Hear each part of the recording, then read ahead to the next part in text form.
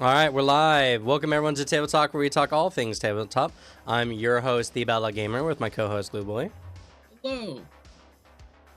And today we have a very interesting conversation that I don't know is going to have any kind of satisfying answers, which is, do players care?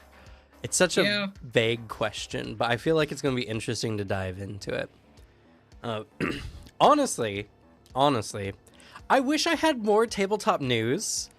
We kind of blew all our tabletop stuff in the summer, and then it's been pretty dead since then. Like, even me, who is notoriously not super tapped in to everything tabletop happening, like, I've noticed there's like, shit, is nothing coming out? So yeah, it's kind of just one of those slow times a year, and that's okay. It's hard for the channel, but that's okay. Though, you know, recently we did play Legend of the Five Rings again here, and honestly, I think I just did super terribly last time. And now that I understand what the game is more about, and now that I have a lot more like general game experience, I understand how I messed it up before, and like it's a good game. I like it. It did seem like we were going a lot harder in the well, what are the mechanics and rules? How do we arbitrate the narrative mechanic? Was a thing we kept like getting roadblocked by. Kind of. It's more just like I was listening to the vibe before, and now that I understand the vibe more now, it's a lot easier. Mm-hmm. Well, that's good too. Like, I know, because my opinion of it is still like, even besides like our one shot where we weren't fully vibed into it and we're not running it the best, I still walked away from it being like, man, it's got a lot of things I can look at and enjoy, but it feels like a lesser version of a game I love. How was walking away from it this time for everyone? I mean, well, the people who played are the people who've been wanting to play it the whole time, so it's like, oh, fair. What can you expect? Like, I know Slug has been like, no, I don't like Five Rings that much. No, she didn't play with us. Okay. No, I mean, so the thing about it is you have to consider that it's more like an emotional drama than it is like a standard adventuring type TTRPG. And that's represented by the rings not being your character's stats, which is, I think, the big hang up I had the first time, is kind of understanding like, okay, Earth is about your character's endurance and strength and everything, right? No, that's not really what it is. It's about your character's like determination and reliability, your groundedness, where like fire is about like your passion and inventiveness and spontaneity and everything like that. So you have to So you have to consider what your character is doing is more of a statement of who they are rather than what they're capable of. When it's framed in that way, I do like that concept. Yeah. That is a cool way to do it. A system that I do like, which is they can hit in ways where it feels arbitrary of like, well, what's the point of doing these stats if I can argue for however to do something properly meta.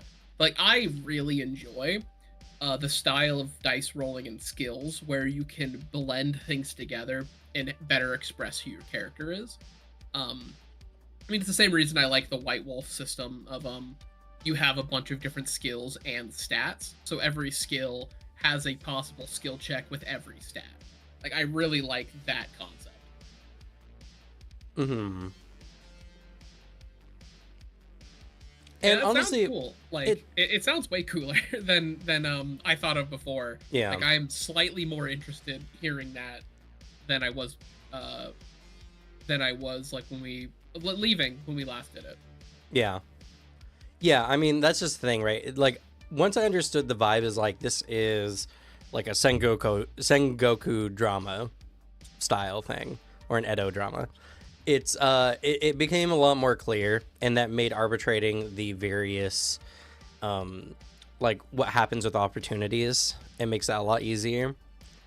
And when you look at it from that lens, you as players start feeling the vibe of how you should be playing your characters, because unlike a lot of other games, Legend of the Five Rings informs you more of how your character should act rather than what your character can do. And there's a lot of situations as well where I was also on that side of like, okay, well, why can't the players just argue everything for their primary stats, whatever. The game doesn't work that way because what is needed in a moment differs from moment to moment. You want to calm all your soldiers down after like some Oni attack or something like that. It's got to be Earth. You have to ground everyone. I was about to say, like, I can't try to argue my way around me doing something quick to the moment, very passionate or angry, while being like, yeah, but water? Can I maybe do it with water? That seems like the block there. Also, I gotta say, this makes a lot of sense. I should have also like caught on to that, because the character creation of Five Rings does really lend itself to that style of play, because like the character creation system is honestly such a dope system of trying to get you to like really flesh out your character. I think that Session 0 for Five Rings is still one of the more fun of the decently sizable list, actually, of like really fun Session 0s we've had. Yeah. I think the character creation is really fun. It can just take all day, so. Oh yeah, like it can take all day, but in the mindset of like, if we're going to sit around and play these characters for a decent length of time, I do like spending a lot of time with everyone and like seeing how our characters relate to each other, like fleshing it out. Like immediately, me approaching it like I want to play samurai. I want to be like I am in. I want to be Yojimbo. I want to be like I'm in Ghost of Tsushima. Yeah. And then walking away with a really interesting relationship bodyguard between my two chargers. Yeah. That became like a fun relationship being built around. And that's kind of the thing with the system overall that makes it harder, is it is contrary to like what you understand about samurai and about the setting and everything like that, because by the game's definition of samurai, it's anyone who is essentially working for a lord of some kind, of like almost any profession, but that adheres to Bushido, more or less. So you could be like an artisan. You could be the Lord's blacksmith if you wanted to, and be considered samurai by the game's definition, which is really hard to wrap your head around. And again, it's kind of that vibe thing where you just have to get on the level of the game, and then I gotta respect the game that really like shows, hey, this is what we are. Instead of like bending the game to your level, it works better when you start working on the game's level. Yeah, because like my knowing not a crazy amount, but I am knowledgeable of Japanese history. Probably makes sense for like the vibe it's shooting for.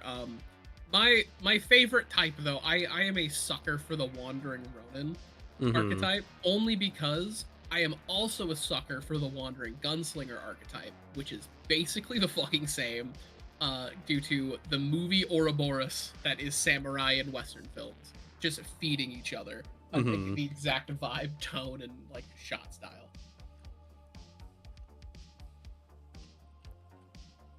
So, and it's funny that those are like two of my favorite character archetypes, though I love them the most when they are not in their home settings. Yeah. Yeah, so it's like, it's very interesting, and it requires a lot of buy-in from the players. And also, another thing that we fucked up super bad last time, your lord is just as much a part of your character as your characters are. Huh. Because your lord has like an agenda. How you gain glory and how you gain like status is based on like how your lord approves of your work specifically. And in those kind of Edo dramas, the samurai dramas specifically, the lord is kind of like the reason why the samurai work and fight so hard. It's their loyalty, their desire for to prove their courage and all that kind of stuff. And it's that pure dedication that like really exemplifies what a samurai is. last time you made your lord have a billion sad statues of himself flexing around his room. Which is a funny thing to do. Like, It was amusing. It is amusing. I think that it could make for a very fun short campaign. And after, like, all right, we fleshed out the Lord in a comical way, and like we've made a very sad man.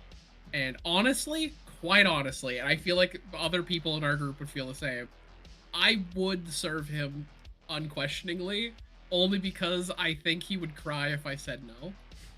And I don't know if I can handle that. I mean, at the end of the day, right? You're there to have fun. We had fun, Yeah, so exactly. we did the tabletop. We did the thing. But like going back and like rereading it and everything like that, and understanding like what makes the game good, like what you guys did was utterly devastating to the story as a whole, and would make for a very hard plot to continue forward with. It makes a lot of sense. Like, I think it would be a fun short thing to like be these characters serving a like very strange, depressing man. But like at the end, like after that, I would want, if we were like a long game, it's like, yeah, well, I want this to be a really interesting, narratively deep story. Yeah, I mean, it's my typical threshold for like jokey kind of games of like I like them way more if it's a short campaign to like a couple of one shots, more than like I wouldn't want to do a joke campaign for years. I'd be down if we did it for 10 sessions because I think that'd be funny. But like 10 is my max for a joke campaign. Yeah. It like for a one shot it was fine, and I was like, whatever, who cares. Oh yeah. But like if you guys were to continue with that guy, for instance, right, then the kinds of missions he would send you on based on the premises that you set would be like, go, I've ordered another statue, I need you to go and argue with the smith to give it to me sooner or faster or for cheaper or whatever. Or my stonemasons need more stone, go to the quarry and make sure it gets here safe. Or this man slighted me at our last dinner, I need you to go and sabotage his supply routes. Like, it would turn everything your characters do kind of petty. And a rival lord stole my statue and he's gonna present it at a party next month to make fun of me. Stop him. Yeah, and it's one of those things where it's just like, in the game, following Bushido, all that kind of stuff, your characters would have to commit consistently like dishonorable or not very glory-filled missions. Yeah. In order to satisfy your lord, because that's the only thing you can really do. And well, it would be interesting, while it would be funny, well, I'm not saying you can't do a campaign like that. If you are trying to play the game honestly, it probably wouldn't be the best way to do it. Yeah, it's not the way the game is exactly wanting. You wouldn't get the full, like, you wouldn't get the whole effect from the game, which makes sense. Especially because, again, the ring system is not a stat system. It's a how your character feels and deals with things kind of system. So, you know, that might even start fucking up your rings doing what you're doing, because it just changes the nature of like why you would do a thing. Yeah, that makes sense. So, you know, it's a fun game. It's very particular though. You play Legend of the Five Rings to play a game like Legend of the Five Rings. I don't think you could play in any other system and get the same result, which is good. I think that's what a tabletop should be. Yeah, like a tabletop game, you should be coming to it to get a certain experience and thing out of it. Yeah. It's worse when a tabletop game, I think, is a giant catch-all for like you can do literally anything, and it's like, well, like why would I? Like, because I can do this game where I can do anything, or I can play the game that's really focused on this specific story and vibe I want to tell. So it's just gonna lend itself better to it mechanically. Yeah, and like it shows a game that's built around what the system is supposed to be, and not around just be an adventure. Yeah.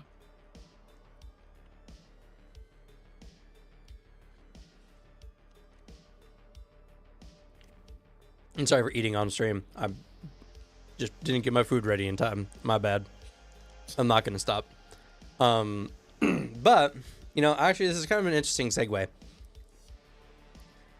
Do players care is such an interesting question, because obviously what a player individually cares about is so different from another player for any kind of game. And what made me think of this kind of like last minute topic was kind of what happened with Legend of the Five Rings, right? I can see people getting into Legend of the Five Rings expecting it to be like any other tabletop game and not having fun with it because it doesn't do anything they like in tabletop, or it doesn't behave in a way they feel tabletop should, and kind of just dumping the game altogether, or just not having a good time because maybe your players don't care about like having a drama, having a thing.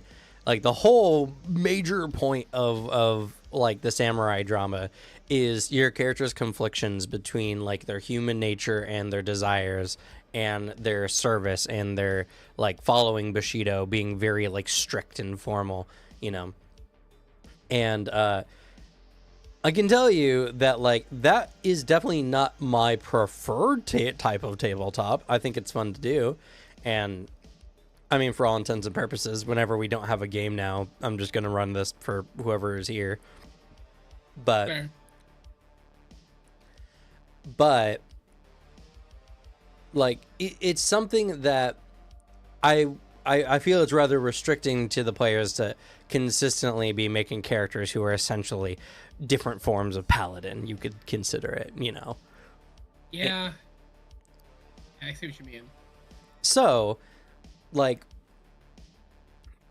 it brought up a lot of other questions, and it kind of brought up a lot of like similar types of experiences where what do you expect players to want or expect, or what do you think they'll care about when they come to tabletop in general? Like, is there some general things that every player kind of wants, or is it so just non-centralized that the question kind of loses all meaning? Yeah, I can definitely understand with like this subject, and it's been something that's kind of been kicking around my mind too in different aspects of it, like levels of, I guess, care and involvement from players coming into games, or what they're like pull and take out of it. Um, 'Cause I do think it's a very like broad facing question. Because like the easy answer is just everyone wants a good game, but then Mm-hmm. like, well, the good game thing does change definition wise based on who you talk to, and then like I talk about it often, but then you can also find people who really will say the same thing, like I just want a good game, but then they show up and they're not playing the game because it's more like you just like the idea of it. Yeah. Uh, so it's a toughie, even narrowing down like what does everybody want, because like honestly the direction I took it when I read the title was like players coming into games, what level of kind of investment is going on, because like what is the care in this aspect, like that's also a thing everyone's gonna have like a slightly different interpretation of.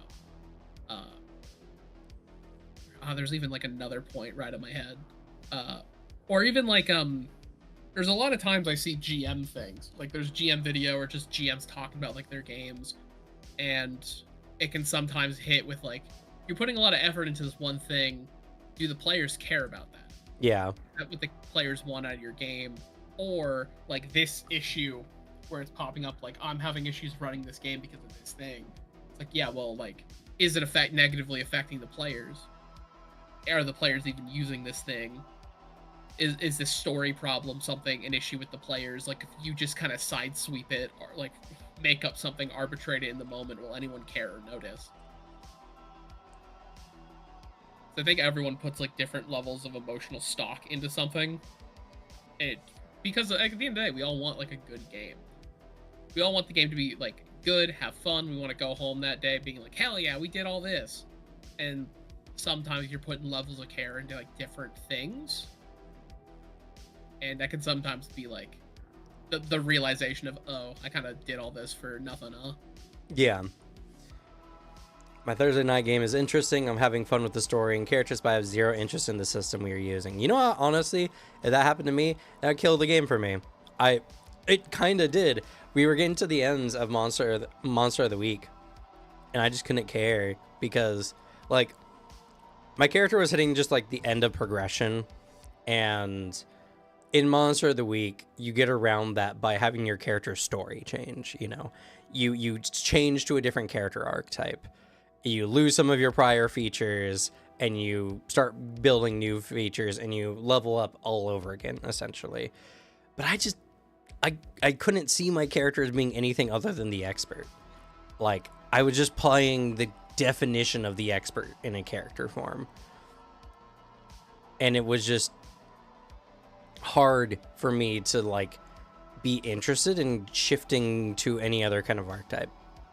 Yeah, I think that's fair, because I would land myself a lot more in the opposite lens of like, because I also like as a game, I don't really care about Monster. I loved Ark. The difference is I love like not difference from you, but like I guess the difference in general. I just loved the campaign so much, like Yeah. because that's the thing I fully pull into. I'm like I can put up with a mid-ass system. I have D&D. I'll have my issues. I'll have my like friction points, like everyone. Uh, but like if the game itself is like so banging, I'll put up with it because I have too much fun role playing. And then the shift becomes like yeah level up whatever. Like, I don't really care at this point. It just turns into like me interfacing with the game is a necessity to get the part I want. If I had the reverse, if I had like a sick ass game, an absolute banger of like a system, and then everyone I was playing with was like really dry, boring. All the characters were like super uninteresting. Nobody was like really role playing. I'd lose interest fucking immediately. I would not. I wouldn't stick there even if the GM is like a fucking master at designing combats for that game. It wouldn't sell it for me. Yeah, but see, that's the thing. Like, I would do the same if the story wasn't popping. If I couldn't get immersed because no one else is getting immersed, then yeah, it makes me kind of lose a lot of that in the system too. For me, narrative and rules are so intertwined. I need to feel like my choices for my character are meaningful. I don't want to feel like when I make a choice for my character, I'm only choosing the flavor of a mechanic rather than like anything that actually differentiates my character from anyone else. Because it just feels so dry. And I think it makes sense. Like it's a fair thing to pull from in a game. Just have that singular issue. And it's something I think everyone has like the different levels of. There's always times that like you're making concessions in a moment, or like one thing which isn't. You can walk away from being like this isn't like a huge deal, or then be like this is kind of a deal breaker for me. Well, and the thing was right, Monster of the Week was fun for me until I topped off my character, until I got to the end and got all the stuff essentially, and that was it, you know. And maybe it's just because I designed my character specifically around the idea of the expert, and I wasn't as flexible. And I think that was the difference in my experience compared to a lot of everyone else's who had some flexibility for their characters to go into other archetypes and to pick up things that would more help define their characters. Yeah, I built my boy specifically of like he is like he fits this definition of like whatever the operative, the agent, whatever that playbook was. And then built him with like the arc is inevitably going to end with him like not being an agent anymore. Right. So where is that next step for him? Because I had two that I was eyeing. Because like there was also a chance I became I was like I either become a all human, all natural monster hunter, or I become a like monster infused monster hunter. Like, what's the direction I go? I want like in the end I wanted the more human version more. Because that's the story I wanted to tell. But yeah, I think that is And it's also that's an issue that going into Monster of the Week, I don't think someone would immediately know to watch out for. Mm-hmm.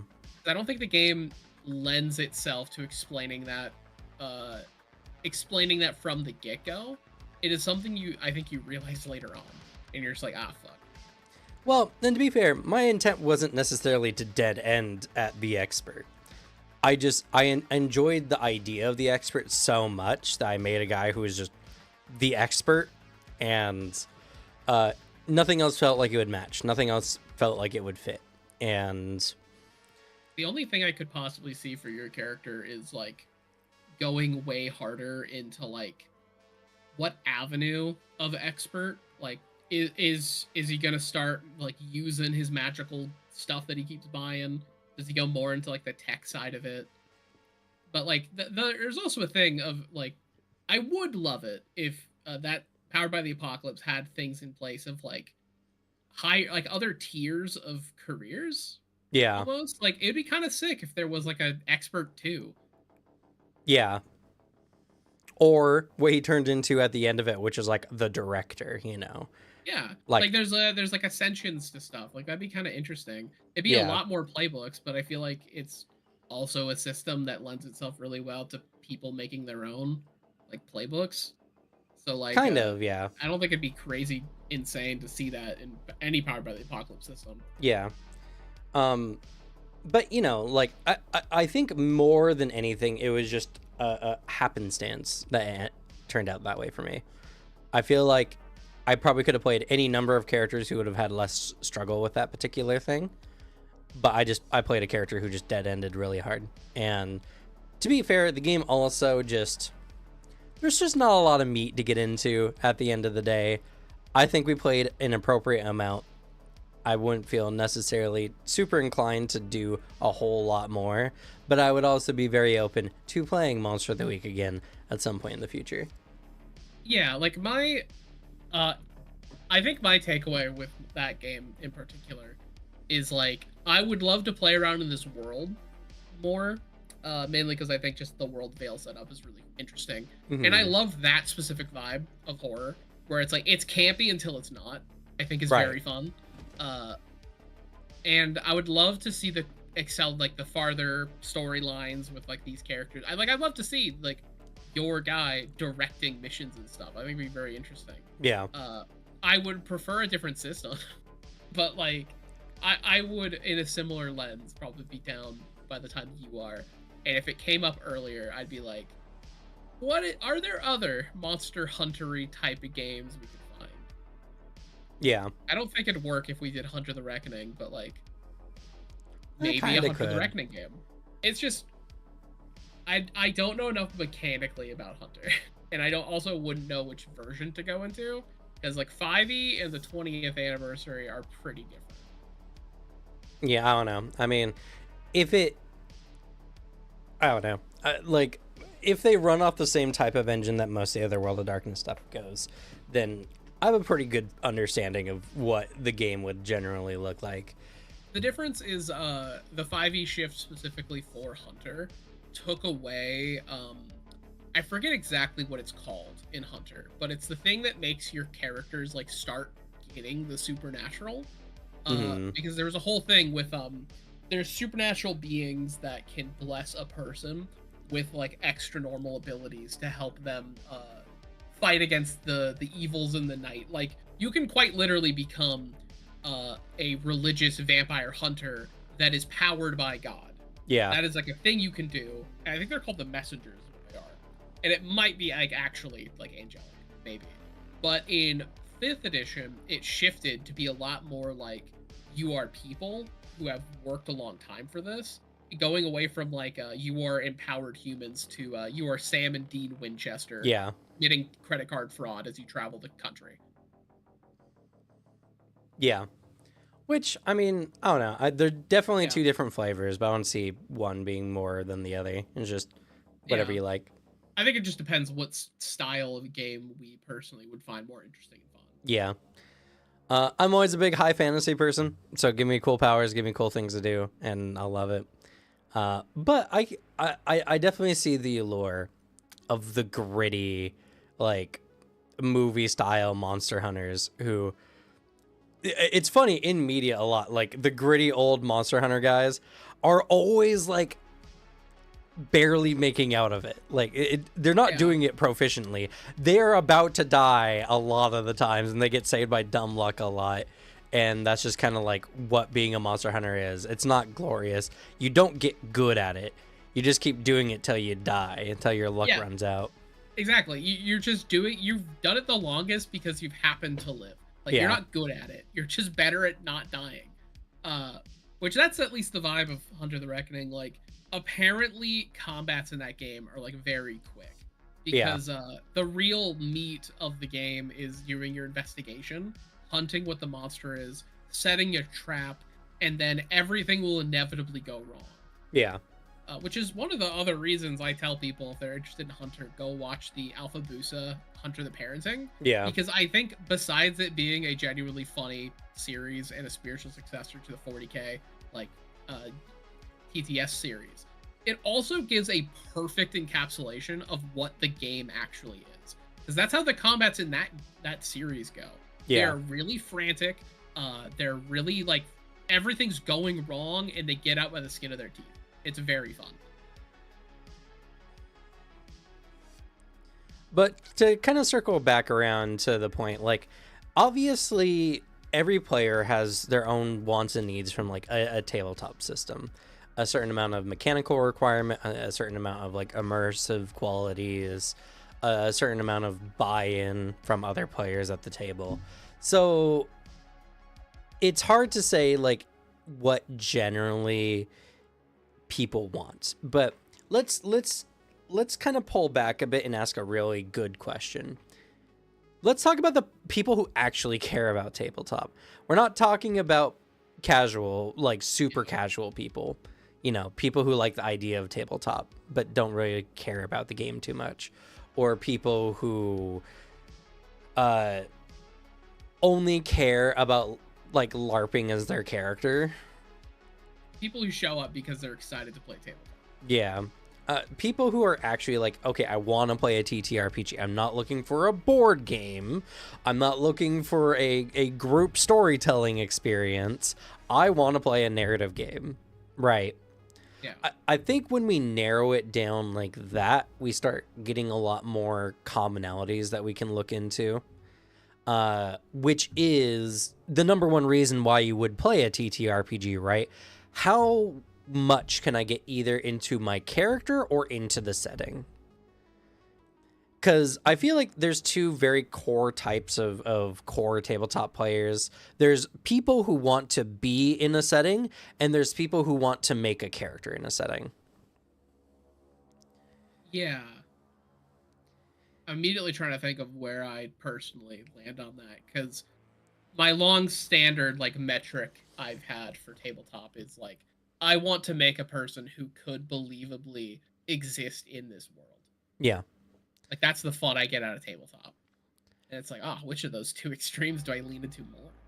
I definitely lean into making characters more than like just being in the setting.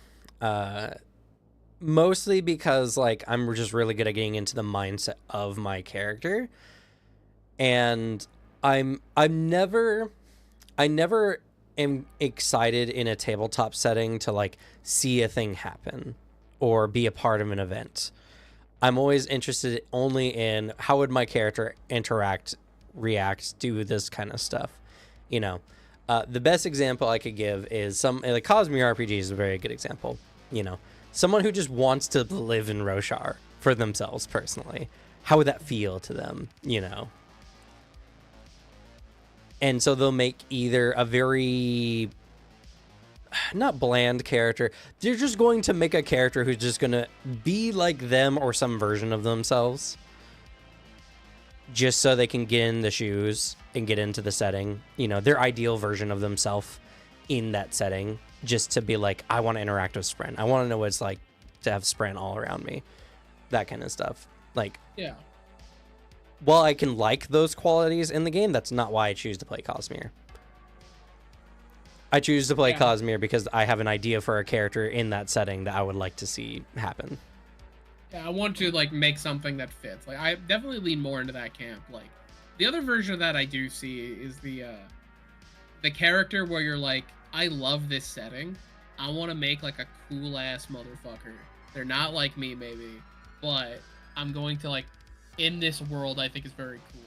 Set up a thing for myself in this world that I can point to. Be like, here's a cool ass idea I had. Yeah. To be fair, I do like to play like versions of myself in tabletop whenever I can manage. Though I haven't been doing that for a very long time. But once upon a time I did. And I think it's a good practice to just, if you're trying to make something, and make something that's easy to connect, get into. I think there's a lot of strength in putting cores of yourself into characters. Yeah. Like, because that's a thing I go into for a lot of my characters. Is like I find I either come into it with the intention, or I find there's a core of myself, some nugget of me, Alex the person, that I'm like chipping away at. And I think tabletop is a fun way to explore that with just in a way that isn't like, hey guys, this is a therapy session now. I'm going to like role play out uncomfortably trauma or like whatever I'm dealing with mentally. Like there's a time and place, man. But I think it's fun to have that where it's like, yeah, these are like maybe a part of myself that I can recognize. What if I had a character who had this nugget and dealt with it significantly worse? What avenue can I take that?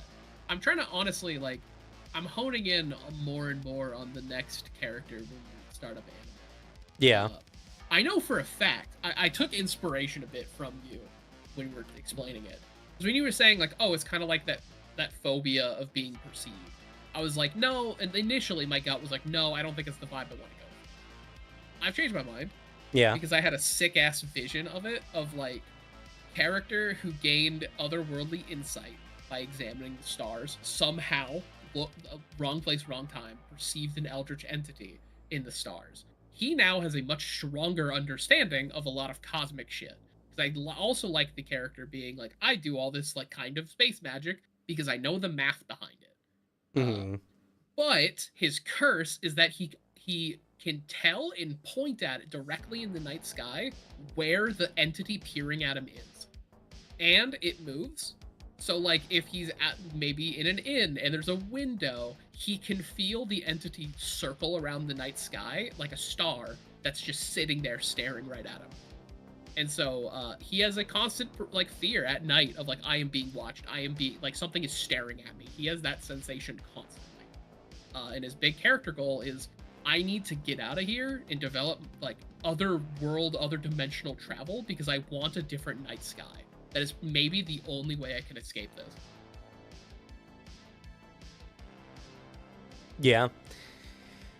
So, I mean, already that I could dig even better and like find another level that like work really well for him. Yeah. And I mean, like, even this conversation has very much shown like what I think the goal of tabletop is: to tell an interesting story at the end of the day, to tell a story that is defined only by experience and not preordained in any particular way, you know. Aspirational storytelling in a way. And I think that's the commonality for people who really do care about tabletop, because I in good conscience can't accept someone as someone who is just not just like an RPG fan, right? Someone who just like they like the fact that they have an ongoing character in an RPG setting that they can play with. Because like, as much as you would say like, go play a board game then, right? There's very few, if any, board games that give you as much RPG freedom as TTRPGs. Yeah, because like if you the closest extent I think you can get if you want that is like war games or dungeon delving board games. Yeah. Which kind of lean in some different directions, because I feel like if you can turn something like Warhammer, or even like there's a handful of other war games that do this. The good ones do this. They have narrative modes. Yeah. But really, like what the narrative mode is it's giving you an access to like leveling up where these games they aren't built to do that. Yeah. It's just these other ways of having it, and they work really well. I think the Crusade mode, at least what I've interacted with in 10th edition Warhammer 40k, is very fun. The same narrative mode I've seen in Trench Crusade, I think is really good. Granted, in Trench Crusade, it's built to actually be that. Like, that's the point of Trench Crusade. Right. So in that extent, I think it's super sick. But, like, I'm not going out and playing a character for this thing. Like, the common practice is you create, like, the commander, whoever's leading your army as your warlord, you do make up as a character. There's decisions that are made because it's your character. Some go even farther, like what my group was doing, which is we had narrative excerpts where, like, we're set up to fight this person by, like, the organizer. Let's do some lore blurbs as we're setting up and, like, go to fight each other. But, like, that's above and beyond. That's not what the games actually want you to do. That's because all of us are weird. Yeah. And I think that's just as much TTRPG as Pathfinder. So, you know, I mean, even if your narrative is just little snippets here and there between, like, the actual game mechanics, as long as, like, the narrative is a big part of it for yourself, I think that's just as good. But I'm strictly talking about the people who have to metagame, who don't want to do the in-town stuff. They don't want to talk. They don't want to get into character, you know, or if they do it at the very base level.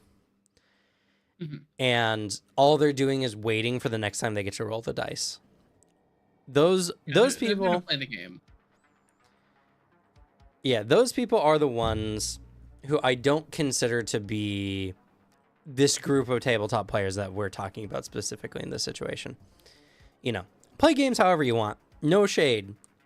If that's how you like playing tabletop, sure.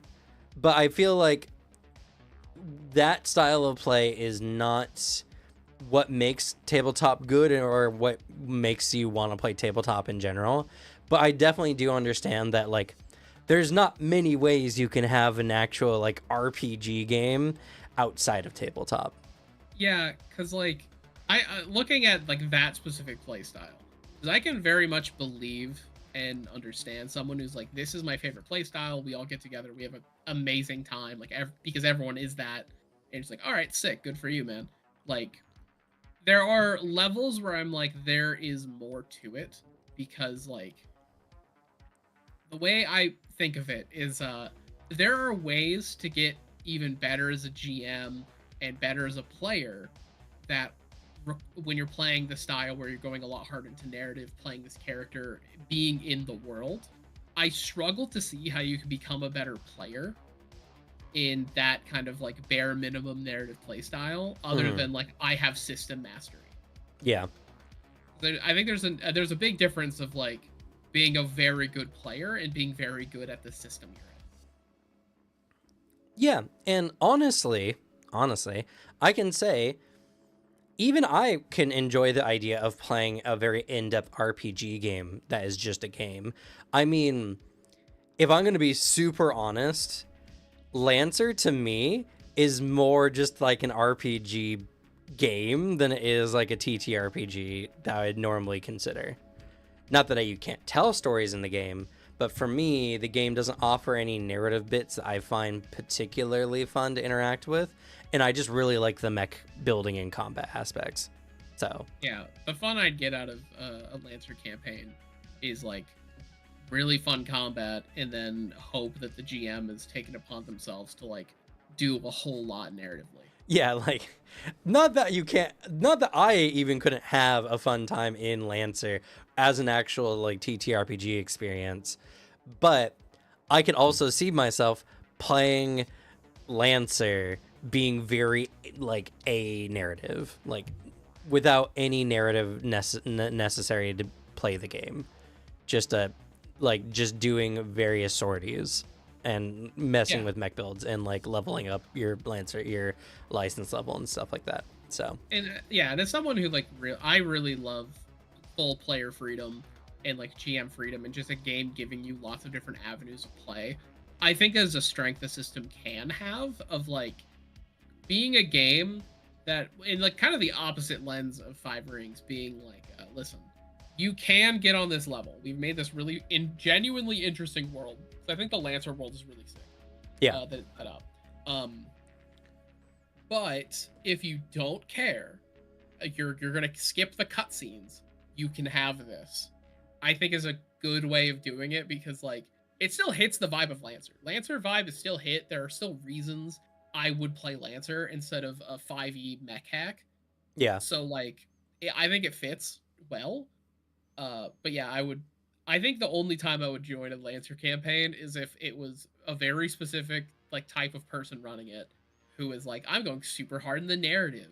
Because then it's just the same thing with Monster of the Week, where I'm like, mechanically, this isn't very deep. But I like the characters and the GM, and I like how everyone's role playing, so I'll keep doing it. Because I also get to mix it up with sick ass combat. Yeah.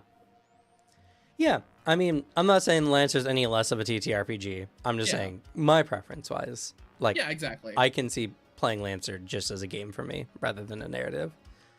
Oh, yeah, like, I completely agree, Dead Phoenix. Like, if the Lancer video game has a roguelite mode or something where you just run battles and level up, that'd be pretty fun.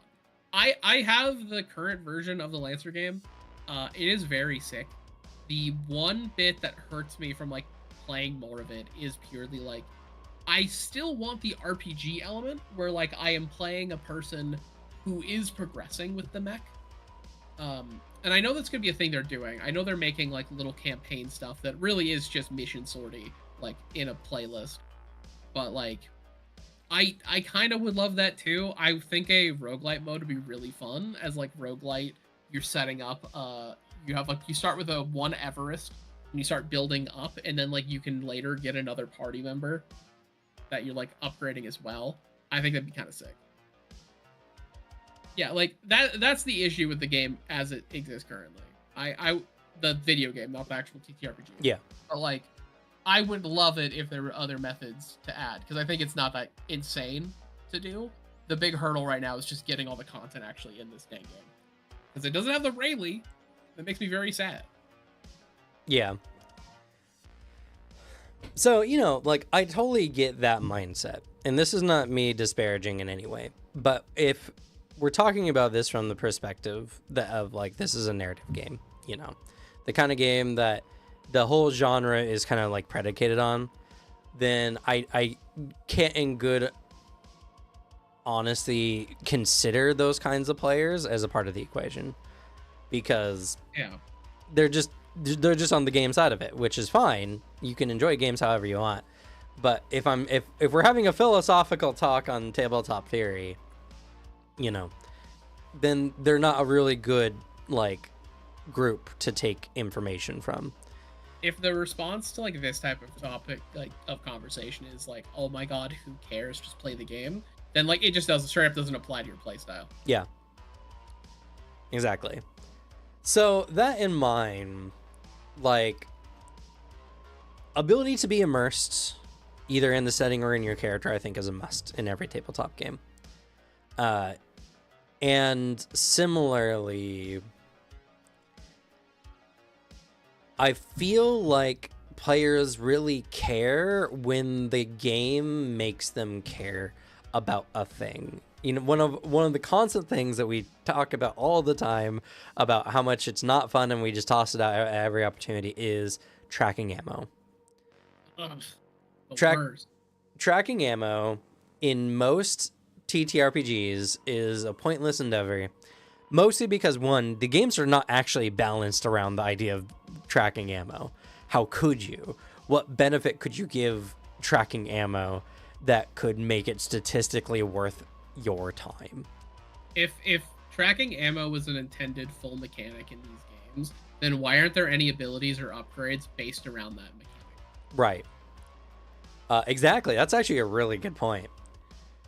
So I'm gonna hit somebody with that if they try to unironically tell me tracking ammo is good and important for the game. Like, I swear, this is my white whale at this level of, like, unnecessary tracking. But it's because the game and or the GM hasn't made the players care about tracking ammo. It's like carry weight. if there's not mechanics or narrative purposes for these things in a game, of course, a large majority of people are going to eschew it. You know, they're going to remove it from their game because it's not necessary. Because in the narrative gaming aspects, it doesn't apply to the narrative nor the game. So some people love the immersive element of it, and I can totally understand that. And that's why I think I wouldn't put it in every game. And if you were one of these people, I wouldn't be stressed if it wasn't in every game. But maybe you should consider playing a game that has that mechanic matter a lot, you know? I think that's where we differ. Because I will not judge someone if they like something. But I will not understand. Because, like, I even if it's willfully on my end with how much I hate it, I cannot see how someone can, like, delightedly wiggle their fingers like, "Ooh, I can't pick that up because my rucksack can only have 150 pounds of equipment, and I have 145 right now." Like, oh my god, nerd! I don't care. Like, this is unnecessary. We're in an imaginary land. I don't need to also imagine my carry weight in the same way that, like, why do I give a shit about buying rations and making sure we're all set out of the city properly? Oh, let's do all this. When you could, as a GM, be like, all right, it's 3 days travel. That's going to require this many rations. I guess give me a handful of gold for this much right at the end. Because it functionally does the same thing. Well, and that's the thing, right? That's what I'm saying is the games that you're thinking of, this scenario you're thinking of, does not necessitate this at all. And so it's not fun.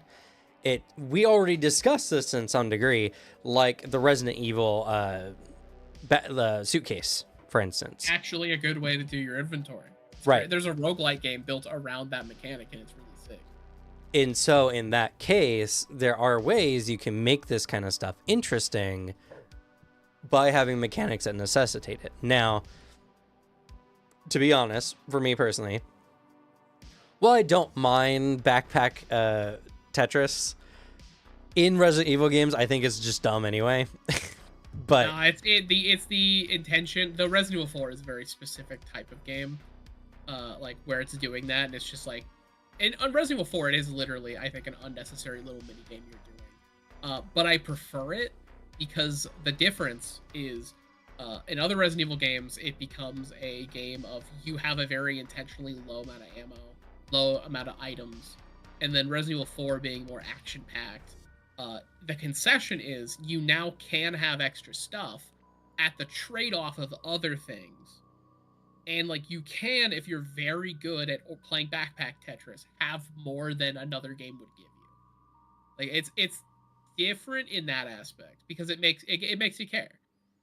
Because it's really funny, actually, as I'm saying it, being like, my defense of Resident Evil 4 is that it is actually like a skill-based mechanic for inventory management.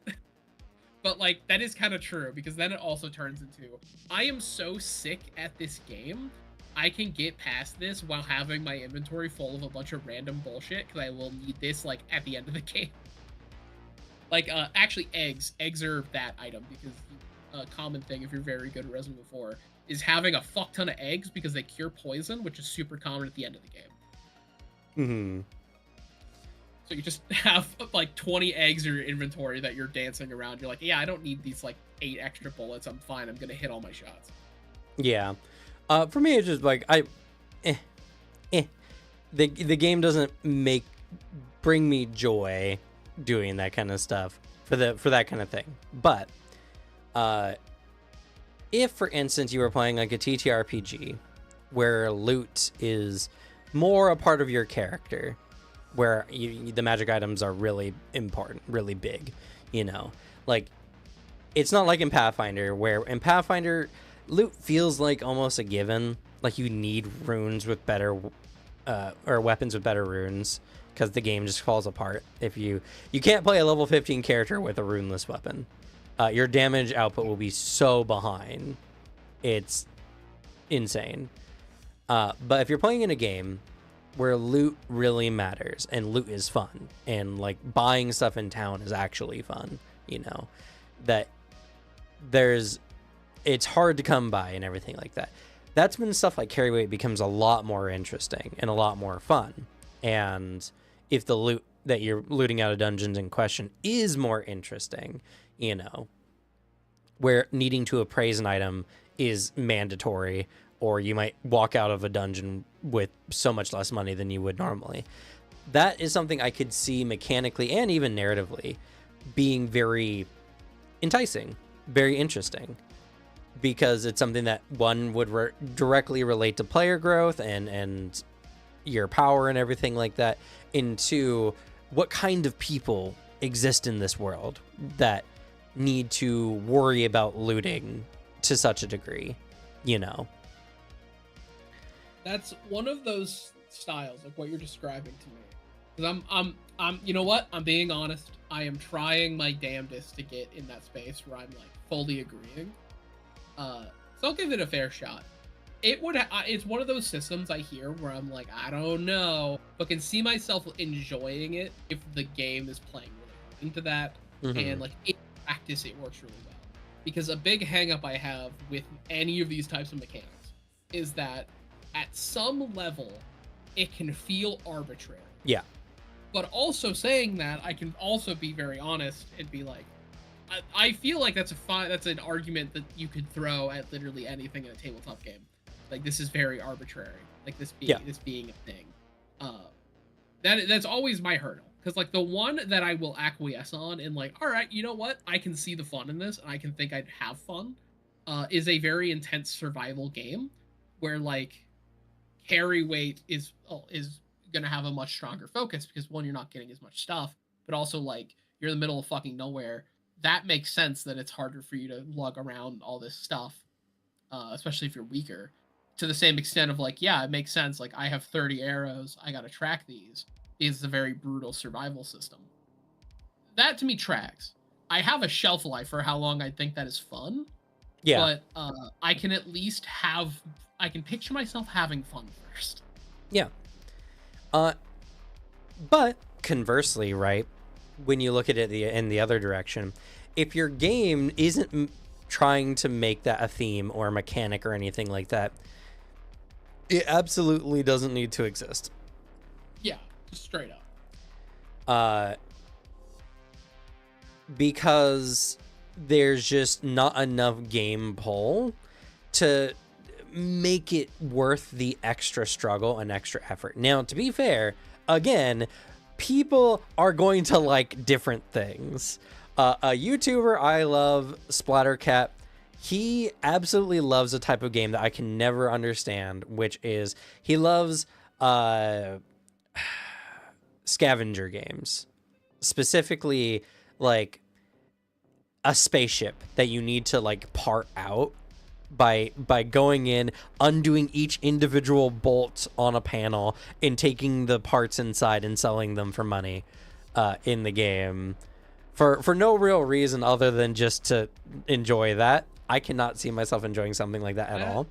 I'm trying to remember. I feel like that I've heard that game or tried it. There's quite a few. Yeah, like, because my first thought when you said that was collectathons like Banjo-Kazooie or like those. No, not a completionist thing. He loves the idea of, like, you're massively in debt. You bought like a junker ship to go out and scavenge ships in space. It's like Hardpoint something. Again, there's many, so that's probably one of them. Yeah. But he loves the nitty gritty of going in, unscrewing every bolt and taking out the wires. And especially if it doesn't tell you what it is specifically. Like how much it is. You have to learn in game how to do it and what's valuable and stuff like that. Like, the more nitty gritty, the more like true to life it gets, the happier he is.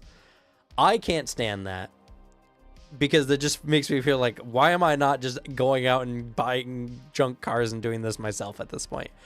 At least I'd be getting paid.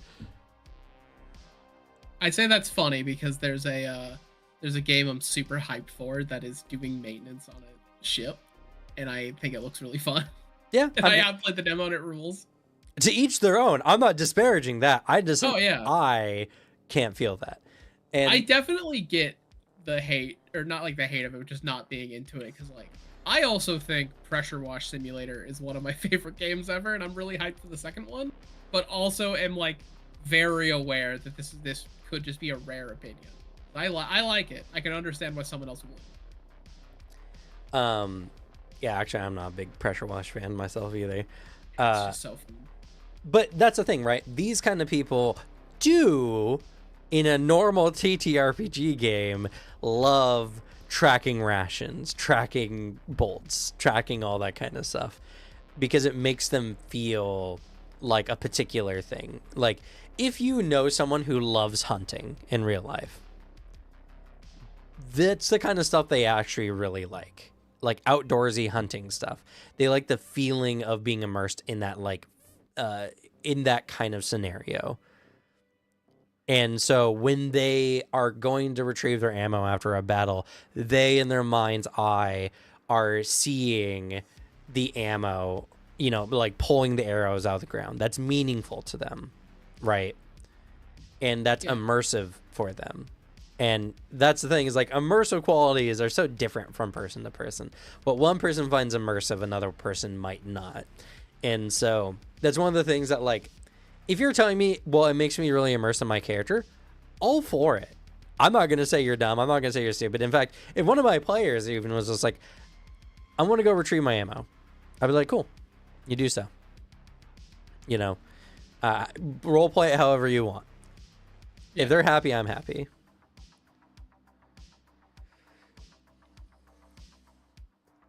But that's something that's so ephemeral. You can't really say what about these things make a person happy, other than the fact that it's just something that tickles them in a way that very few things can. So, like, I believe that if a game makes you care about a thing, that is good. But I don't think every game should make you care about literally everything. Unless that is the point of your game. In which case, you know, more power to them. Yeah, if that's your point, maybe I'd only recommend scaling your scope back a little bit. But like, yeah, shit, if you can hit that vibe, hell yeah. Other than that, there's not really much more, because a lot of, like, what I think is core is just core to the genre, or at least what I believe the genre's intent is, right? But let's kind of zoom way out, and let's just talk about some basic stuff. Do your players care about the politics of the world, right? Because there's a lot of times where I feel like players say they're curious about this kind of stuff, but then in no way do they attempt to participate or even seek out information about those things. Yeah, because like as someone who's particular, when I delve into a game, I'm usually like, I am not interested in like a really deep political sim, or like I am super not interested in a game that's going to be like the in-depth political intrigue of the court. Like, I don't care, man. I could play Crusader Kings, and also I don't like Crusader Kings, but like yeah, because I think honestly, when people are saying I want some political intrigue in my game, in my game, I think a lot of times, if they're being more honest, I think that's an indicator of, I think you just want deeper roleplay involved in the game, because that's kind of what that you're asking for. You're asking for deeper roleplay, and just in a way that will make you care or matter. So like, what if you just pull that into like a different avenue, instead of like, oh, let's go full in-depth politics? It's like, let's make a really interesting narrative around this town you guys are like set up in. Yeah, well, I mean, like, and I'm not saying political intrigue, just the game's world has politics. You know, if your GM's like, hey, do you care if the kingdoms are doing a thing right now, or do you guys just want to go on an adventure? A lot of times players are going to be like, no, I think it would be really cool if there's a lot of politics going on in the background. What the players are saying is they want the GM to care about the politics in the background, because it could be very interesting for a story. And also, like, yeah, the only time I've seen that executed in a game is specifically with Q in like Mm-hmm. our D&D thing. The difference there, though, is he didn't really ask about like what level of politics you guys want in the game. He is just obsessed with the world that he's created, so he is actually making it feel like time is progressing. And like we can take a deeper look into it. The thing is, though, we start scratching. There's gonna be like 100 more bullshit going in there. So it's like we don't have the time to investigate everything. And if anything, it's just that thing where I'm like, if you love world building, go off. You don't have to go do anything this much. But it's like, it's an undertaking I would only put on someone if they're just like, I love world building. It's my favorite thing ever. Like, all right, man, sure. I want all the politics. Go crazy. Because it's just giving them an excuse to do something. After that, it's like, yeah, because it's happening in the background and probably out of our scope, or like, I don't care. So, like, sure, no, you don't need to go super crazy in that lens.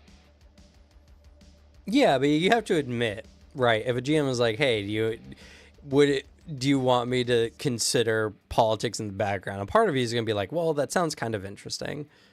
Oh yeah, only in that aspect of like the part I think it can make really interesting story stuff.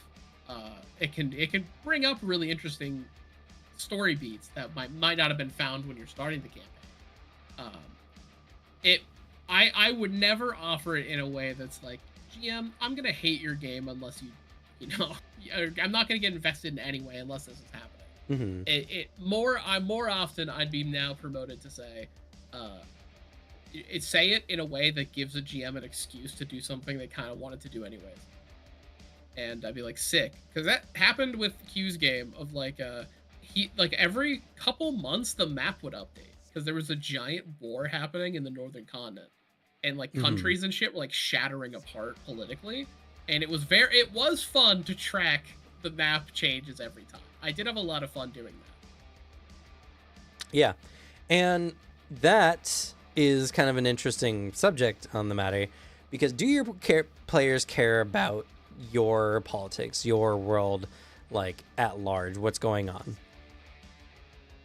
The answer to that question is, what are you doing to make your players care about that kind of stuff? What I think a lot of the time a lot of GMs do wrong is they allow their players to be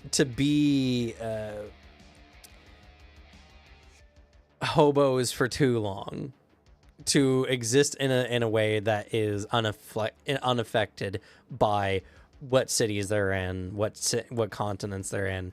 Like, if the players can completely interact in your world and not care about the politics, that's because your politics aren't doing anything to make your players interested in them.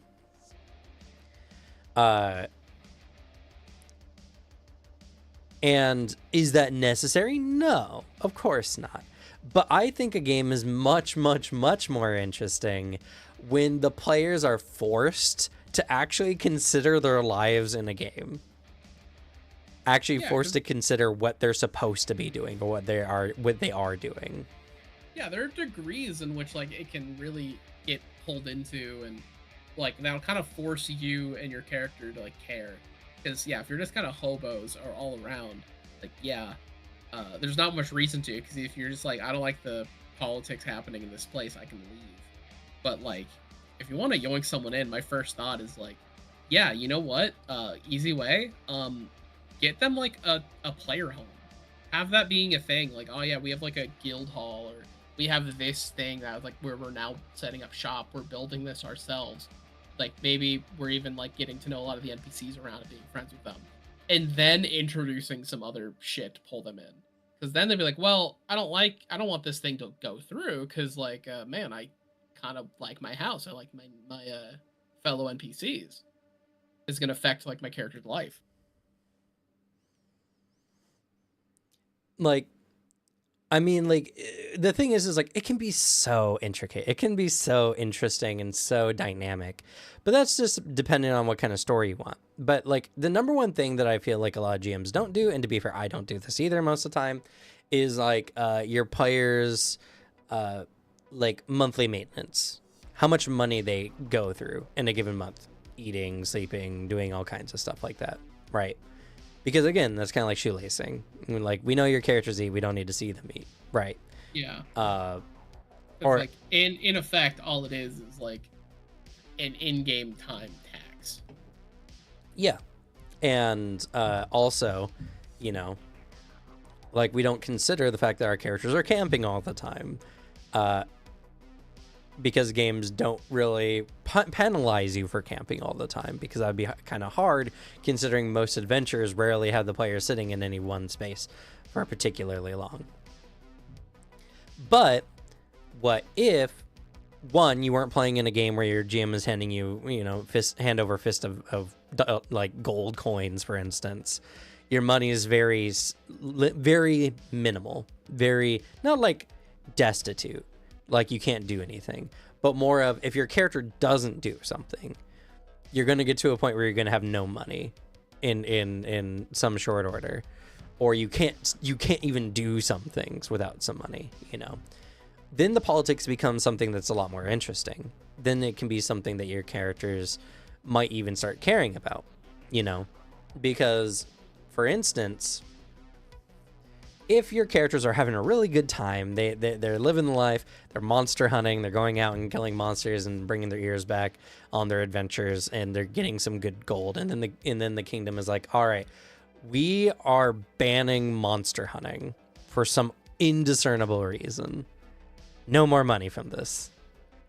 The players might care about that. They might care, like, why did the kingdom ban monster hunting of all things? What game is being played here? Yeah, the first thought is like, oh, there's an evil plot going on that, like, a dark wizard doesn't want us fucking up. GMs are really bad, typically, about putting pressure on the players in games for things that are, well, actually just putting pressure on the players for things that are not like events, endeavors, stuff like that. Your characters don't need to worry about continuing to live on, right? Like, in many of you in the audience especially, when's the last time you really considered your characters like income for like how they were going to live through the next year?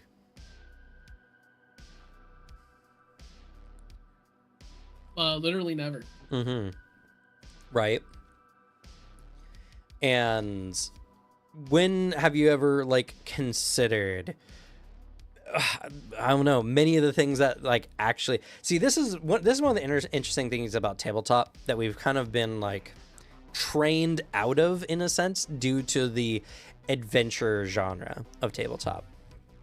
And that is, the point of the adventure is to go usually defeat the big bad guy at the end of things, right? To go stop whatever evil plots, to go have whatever journey, We'll take our Cosmere game, for instance.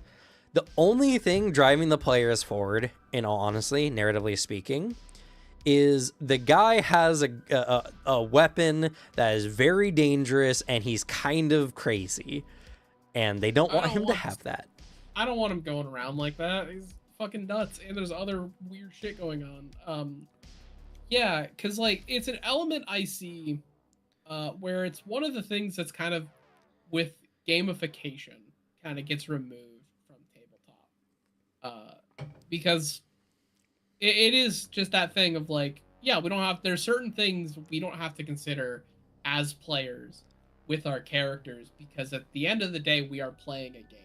Mm-hmm. And like, if a game was trying to be like, all right, and your character went out to eat 5 times out of the month, but they made their own dinners these times, and then it subtracts gold from your thing. If you're playing like a JRPG, I feel like I'd get kind of pissed off. Yeah. If there's like a random thing going on. And it's the point of like, what level of life sim are you going for? Mm-hmm. Because a lot of times it just ends up being shoelacing that you're adding into your game. Because it's always my hurdle with realism mechanics. Because it's really like, you just want everything to be at a much slower pace than you do want a more mechanically interesting game. And like, yeah, sure, man, we could do very realistic mechanics around like combats, and like, oh, you can't actually hurt this enemy because they're made out of this material and you have this material. And it's like, sure, I guess you just made the combat way longer. And like, I don't know what extra effect and interesting stuff we're getting out of it, but sure. Though I think it's a good stock to imagine your character existing in a living, breathing world, and like taking that extent of being, what can I add to my roleplay? I think it's a very important tool to be like, I'm not just like a Skyrim character, quick saving everywhere. I am like a person in this world. How could I make it feel more like my character's living here rather than like kind of floating around? Yeah, and that's why I'm talking about pressure specifically, because and it's not the GM's faults necessarily, even though GMs have the ability to overcome this problem. It's the game systems. The game systems don't provide an adequate or good feeling mechanic, because I know of a lot of TTRPGs that have monthly maintenance for characters. In fact, I think Anima has that, actually, now I'm thinking about it. I would not be surprised with all the bullshit that's in Anima. I have never seen that rule in Anima, but yeah, I'm not surprised. I'm not surprised if you tell me half of some crazy bullshit that's like hiding in there that I don't know about. I'll casually look through the core book while we talk. Because I do think there is like a lifestyle page that it's mentioned on. That's like the extent I see, where it's like an average person living at this lifestyle spends this much money. Yeah. D&D has that too. Yeah. But that doesn't feel good, right? That doesn't, because money doesn't feel like a very necessary thing a lot of the time. To be fair, that's on the GM. Offering items that players want for money is kind of just a thing that GMs should do, and I'm very bad at doing. I'm trying to be better. To be fair, I played Pathfinder for too long, and Pathfinder is honestly really bad with that kind of thing, because you can only buy things within your power level, essentially, so nothing seems that extra enticing. That is a big issue I have with Pathfinder's system of like, because there is a level of fun where you go to the shop and you're just like, wait, what is that? And you're like, yeah, this is a really cool magic item. Maybe even have a couple kind of hidden in magic shops that are like, oh yeah, if the players ask, here's something that go out for their build. It's just got like, they maybe have 5,000 gold. Sorry, bud, this is 8,000 gold. Because now it's turned into like, when we get back from this mission, which we're taking because it pays really well, I'm buying that thing. Is a much different feeling than like, let me search for a magic item in my power level. Let me search if they even have it in the first place.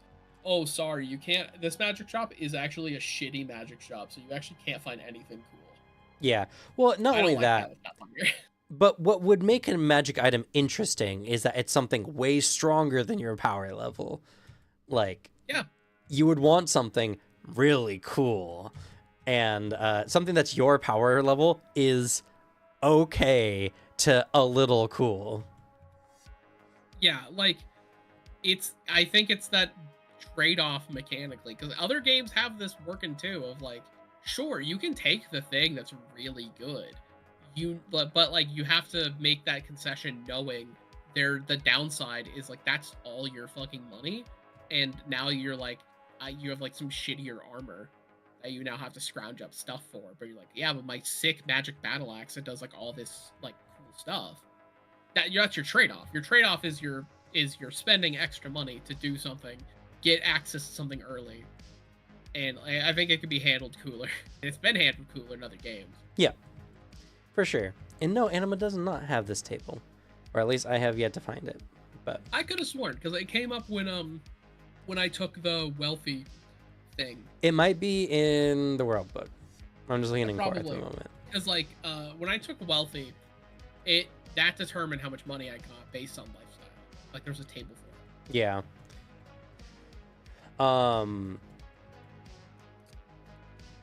And like, there's many different ways to apply pressure to your players that are not just like, hey, if you don't do this, your character's gonna starve to death. You know, yeah, like, especially there's actually a cool way you can do this, have it tied into the game, because I mean it's another very simple tabletop, or I guess fantasy style of play, a trope where you're like the adventurers who have no fucking money, and then like, Yeah. oh, there's this mission that's actually paying decent, and you putting your players in a position where they're desperate for income, so they take a job they probably wouldn't. Yeah. You can tell some fun stories, like be them like really dumb menial jobs where it's like I saved a cat from a tree and I got 5 gold, or like a sketchy guy who maybe the offer is too good, but they don't really have the privilege anymore to deny a job like that. Because what if? Well, and not only that, but you can think about it. That also kind of dissuades players from playing just goofy characters who are super annoying or unrealistic because, you really need this job. And then Glorbo over here is just fucking it up for y'all. And the guy's like, I'm not going to give you guys this job. That puts so much pressure on the scene. Like, you need this money. You need this to succeed, Like I think that if wealth is going to be a system in your game, the most poignant point to put it, I think, is at the beginning. Because there's a degree as you go down where I expect my character being super high level and cool as hell. I feel like they shouldn't have to worry as much about money anymore. Yeah. Like, I'm not checking the coin purse and trying to value if I need this today, this food today or tomorrow. And if I'm doing that at level 12, I think there's something wrong. Yeah. And there's a disparity here. But having the first arc be a tangible feeling of your adventurers being like, fuck, man, I need something. I need something, that potent feeling of you need a job, but no one's hiring. And makes you desperate. You have that, and you can make a sick intro campaign hook that plays with that and really play in that space, and then it makes the story moment where the players finally have money really fun. Now it's a question of all right, you have these kind of probably eccentric adventurers. You've been given way more money than you're used to. What do you do? You have 500 gold right now. What do you do with that 500 gold? You can buy whatever you wanted when you were living on the street. Yeah. In a different game, we played Legend of the Five Rings the other day, as I mentioned before. Another way I put pressure on my players is they're playing samurai. And so one of the big aspects of samurai in that game is there are underlings under them. Typically, they will have some kind of crew, some kind of warriors or whatever underneath them that they need to be in charge of. That's why there's the command skill, because commanding your underlings is very, very important. So they were transporting I would say goods, but it's kind of more of a bribe. Their lord is trying to make an exclusive deal with this monk temple to gain access to these special charms to keep evil entities at bay. And so there's a bunch of money in their ship to, entice them to make this exclusive deal only with this lord.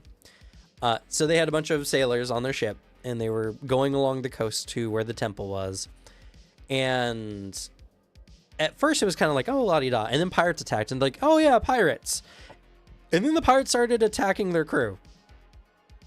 The extra pirates. There's a pirate for each player, but then there was also the crew was being attacked by a couple pirates. And then their crew started dying. And then their crew, and also what the pirates would do frequently is they would intimidate and give their crew strife.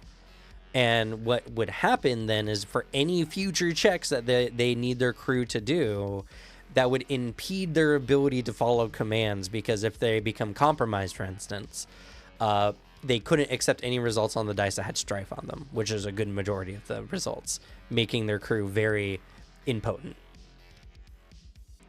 And so it became a pressure on the players to act like the commanding samurai by, one, going in and killing the pirates, obviously, but two, sometimes one of the players had to go and command them using an earth command to keep their strife down so that they wouldn't break or flee or whatever. The players are players. I can't force them to flee or escape the ship or whatever, but I can affect their crew. And if not enough crew is there, they can't even pilot the ship anymore, and their mission's just going to fail. I think it's a good way to also reinforce there are other people around that your character should care about. Because, like, there's the degree where you can have by adding the pressure for your crew in that specific instance. Of like, yeah, you have this because you have a actual, like, a necessity. The ship needs to go. If this happens, it fails. But then there's the other element I think can come from that with that kind of pressure of, like, your character should be saving these people. Yeah. And, like, your character is your character acting heroically? Are they acting in that moment of, like, I need to do this? Are they acting shit selfishly and then are punished for it later? Like, it should impact the storytelling of what type of character and person is the player and, like, their character that they're running. It's another way to establish who they are in the world. Like, you know, if you're serving your lord and you're like, these are your underlings, are you the type of boss to save your underlings? Or I especially go out of your way to save your underlings. And this is, I think, a major problem with a lot of TTRPGs in general. The reason why we have so many stories of players doing really nonsensical, goofy things, a lot of stories of horror stories of, like, going to Adventures League, for instance, and someone is just playing an absolute nightmare of a character, is game systems do not put fun and adequate amounts of pressure on players, and GMs are not taught or trained to do it. I'm actually pretty bad at this, honestly, and it's something that I'm considering for future games that I'm going to be running, of making my players care by implementing narrative and mechanical pressure to make them care about what's going on, to not punish them, but instead create narrative and story by creating immersive elements of real pressures, you know, that a person might have.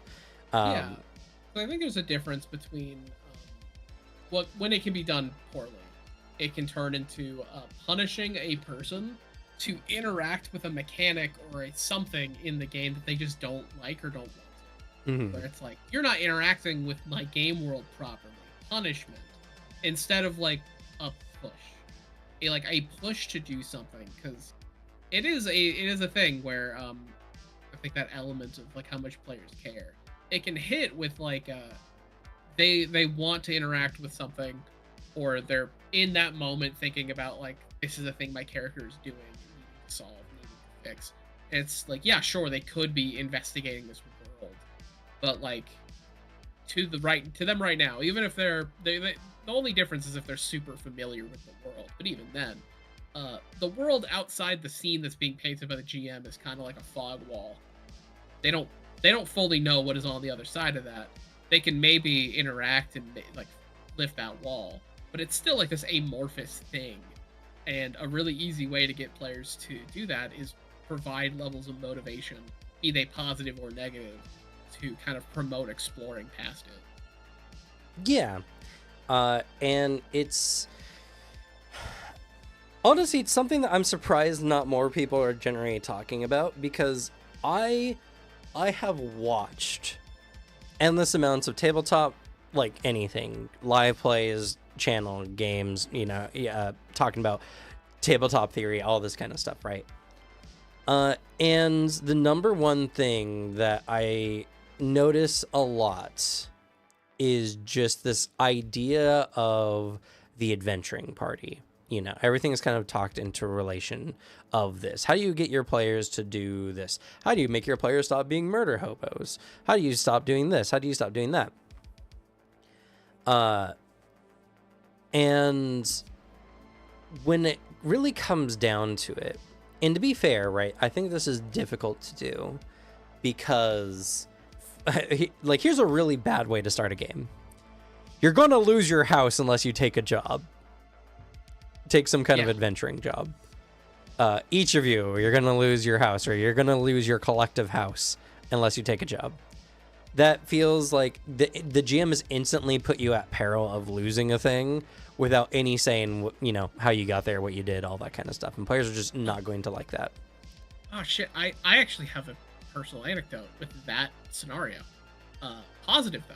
So, like, it was my old group where we had like I've had one good campaign, um, and I was playing a character where like that was the vibe. I was playing a character that was a private investigator who became an adventurer simply because his rent was too high, and like he needed money. He's like, all I could do with these odd jobs, but like not everyone needs private investigating work constantly, and it doesn't pay super great, at least in this city. So like, I need to do something else. And the way my character had that pressure was like literally in the first session, my landlady was yelling at me that I was late. And I had to like scramble because I had like 3 gold and my rent was 2 gold a day or 2 gold a month or something.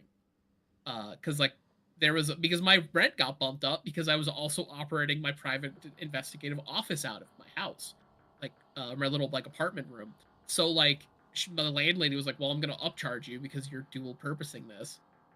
So like that was an immediate like establishing of the pressure because I played into it, so then he played into it harder and was just like, yeah, now I had a landlady character that would harass me because I was late on rent. And like that's the difference. The difference isn't even like you have that scene that hits in a lot of like movies of just hard cut someone knocking on the door like you're late, and it's establishing what the situation the character is in. And that's a really easy way to add some pressure that isn't I think the version of you need to have this much money or your house is gone. Yeah. There's and to be fair, that's very opt-in. You know, you opt into that story and narrative, and that's pretty good. I'm just saying, like, as a general, if you're starting a game off, putting your players instantly in monetary peril is kind of just a dick move. It's Yeah. You need to keep putting pressure on the players throughout the entire story in just different ways and in different elevations. So, you know, we were talking about politics before, right? And how politics is like, oh, yeah, I like the idea that the GM has an interesting world going on behind the scenes, right? But then your character running a business out of your home, you know, and then suddenly something like not necessarily plot relevant, but something relevant to your character, there's an increased tax on home run businesses, you know, and it's making your character lose a lot more money now because some schmo politician is working with big business to kind of kill mom and pop shops, more or less. That is a very interesting like side story or tangent to a story or something that can just make the characters interested in the world's politics. You know, the player's like, what politician said this? They could learn about a whole party. They could learn about a whole movement. You could learn about some people in the city who have been fighting this thing, all the mom and pop shops coming in together. You know, it could be a very interesting side story to a greater campaign. If you like, because these can all be like tactically laid in front of specific players, because like they're if you're a GM that has run games long enough, I feel like you have a good read on your players and can know what kind of things tantalize them. Because like in that situation, you can also have a player that's like, oh damn, that sucks. I guess I'll bear this. And if you know that they're a person who has a lot of empathy and they'll feel bad for a fictional character, oh yeah, you go outside, you're just out of your little house business, you're like, damn, this sucks. And then like, who's that? Like a neighbor that you've kind of spoke to every once in a while, this sweet old married couple running a flower shop outside of their house. Oh, now they're being affected. And like you sprinkle in a couple of extra little sprinkles on top that are specifically tailored to the person, that then they're more likely to do that. Because another type of person, if you know that you point them at a shithead who's like fucking up their wallet, they're gonna go balls to the wall. I need to kick this man's ass. That's also where you can sprinkle around like, yeah, this is the politician that's doing it. He's kind of unpopular, but like he's in power. Sprinkle in a lot of these. Sprinkle in the want to like, I need to find this guy and beat the fuck out of him. It's those elements that work really well too, because I think it's really good GM advice, and I also agree. I'm thinking about it. I have not seen this as like a GM help. It's always those GM help of like, how do I get my players to stop doing this? I don't know, fucking talk to them. But yeah, like this, I think is a much more potent piece of GM advice. Is like take the if you have that issue of like I want my players to kind of do this, like you if you're friends with them and have been playing with them long enough, you probably know what motivates them. You can reintegrate those concepts into a lot of different story hooks to pull them in. Not everyone's going to be a win. Yeah. Like that, I think also has to be accepted. Sometimes they will just drop it, but like you will find a side story that works really well. And then if it's good enough, having your game open to where like the side story kind of starts becoming more of the main story for a little bit, I think it's also fair. Well, and an interesting part about this as well is you can use this to vindicate, or to, what's a better word for it? If a player is all like, if the party, for instance, has already kind of done a good amount in your story, they got into like level 10, 12 in a standard like D&DS kind of game, and they have a good amount of sway now. They've gotten a name for themselves or whatever. Sure, little mom and pop shops going out of business might not necessarily be their particular like concern, but if you present it to a player who will take that bite and be like, hey, we should have some sway with the city, right? Can we like put pressure on this guy? Can we do this? Like, you could show your players how much they've gained over the course of a story through things like their political sway or the sway they have in certain groups of people, you know? Yeah, like actually, there's a that I mean, because I've thought about that within games. Like, thought about like we should have some level of influence here, but like it is a really funny image to put to your players that like, yeah, guys, you're in this instance, you're level 12. You have with how much money you guys have made, you could lobby the government, and then they're just then seeing the players be like, oh, okay, Yeah. we could become lobbyists. I think that's really funny and not in a bad way. It's Yeah. funny in like a like that's a thing to examine. And then also you can examine that later. What happens if the players start trying to abuse that fact? Yeah, you know, and like, what kind of play could you create from this? You know, like, could you make political games actually interesting in your setting, in your game? And, you know, could you motivate your players to do so by having these kind of events going on? Could you influence future games that you would run for your players by showing them kind of the power of politics or the power of political sway? Like, one thing that keeps coming back to my mind as an example of how pressure can be laid on the players without being necessarily oppressive is Mistborn Era 1. The Lord Ruler killing Ska, or the various High Lords killing Ska just whenever. You could just have funny old couple down the street killed by the king tyrant, you know. Or you could just make it where your players are like, yeah, people die every month to this, that, or whatever. Every time you come back to town, I'm going to roll to see which of these NPCs die. That'll make your players probably start caring a little bit about the setting. Having those like very tangible things that can also be altered around with their actions.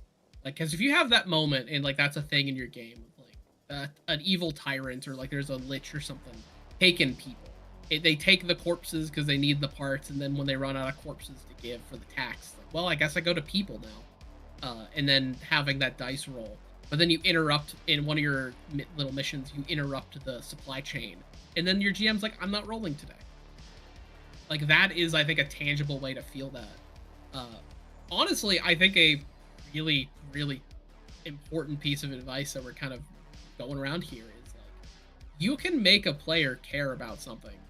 If you're in that boat of I want my players to take this interest and take that step towards interacting with something, I think it'd be a fun story, but like they're just not caring. I think it's important to take that step, and instead of immediately going like, my players need to engage with the world, they're not engaging enough. In reality, a lot of times that can just be they're not engaging in the ways I exactly want them in the moment. I think it's important to examine what carrots are you baiting them with, because they're there to play the game. They're playing the game around what you're setting up.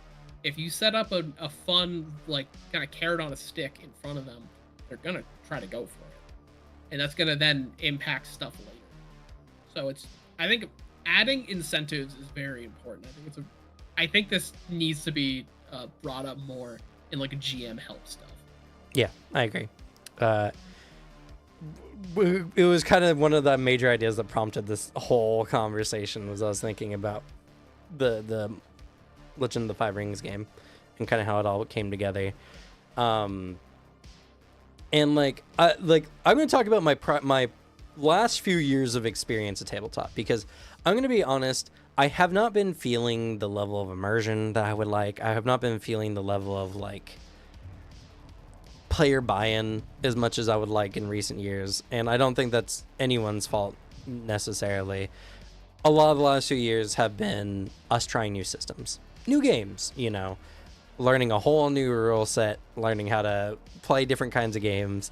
And to be fair, the players have gotten really good at characters. The characters from like 4 years ago, for instance, are super different here on the channel. But even with Stonewalkers, for instance, the first time I've run a full AP on the channel, well, almost full AP. We didn't do the first chapter. I'm thinking about it now. The pressure just set up by the book is so minuscule. It's you like Tazo. You want him to succeed at his mission, and so you agree to follow along with him. And even what I did, which I think I did pretty well, setting the party up to like care about the overall story. But even then, there's just not enough, because like, let's be real here. In the grand scheme of it, who really cares if this guy has an honor blade? It's not like having an honor blade is that huge a deal in Stormlight. Like, it's a big deal in the way of like, oh shit, this guy's got like a blade of legend. But it is the thing where, especially for adventure paths, it's the gamified version of it. It's like, well, yeah, we're going against the big bad because he's the big bad. I'm not going after him because I have a really big personal stake with my character. I'm going against him because he's a bad guy, and the plot is me going against the bad guy. It's like, yeah, I'll play along, hunt this guy, but like, if there was a scene that's a very intense, like soul searching, why am I hunting after him? It's gonna be a tough search. Yeah. Like, the AP just doesn't build that. I think there's a lot of fairness in a game, like not always doing that, especially if it's like a pre-made thing. Because sometimes you're like, yeah, I'm playing a fantasy story. There's certain concessions I think you make with the story.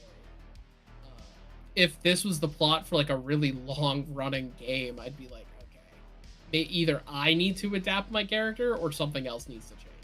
Because because you shouldn't be in a long game trying to establish reasons why your character's sticking around.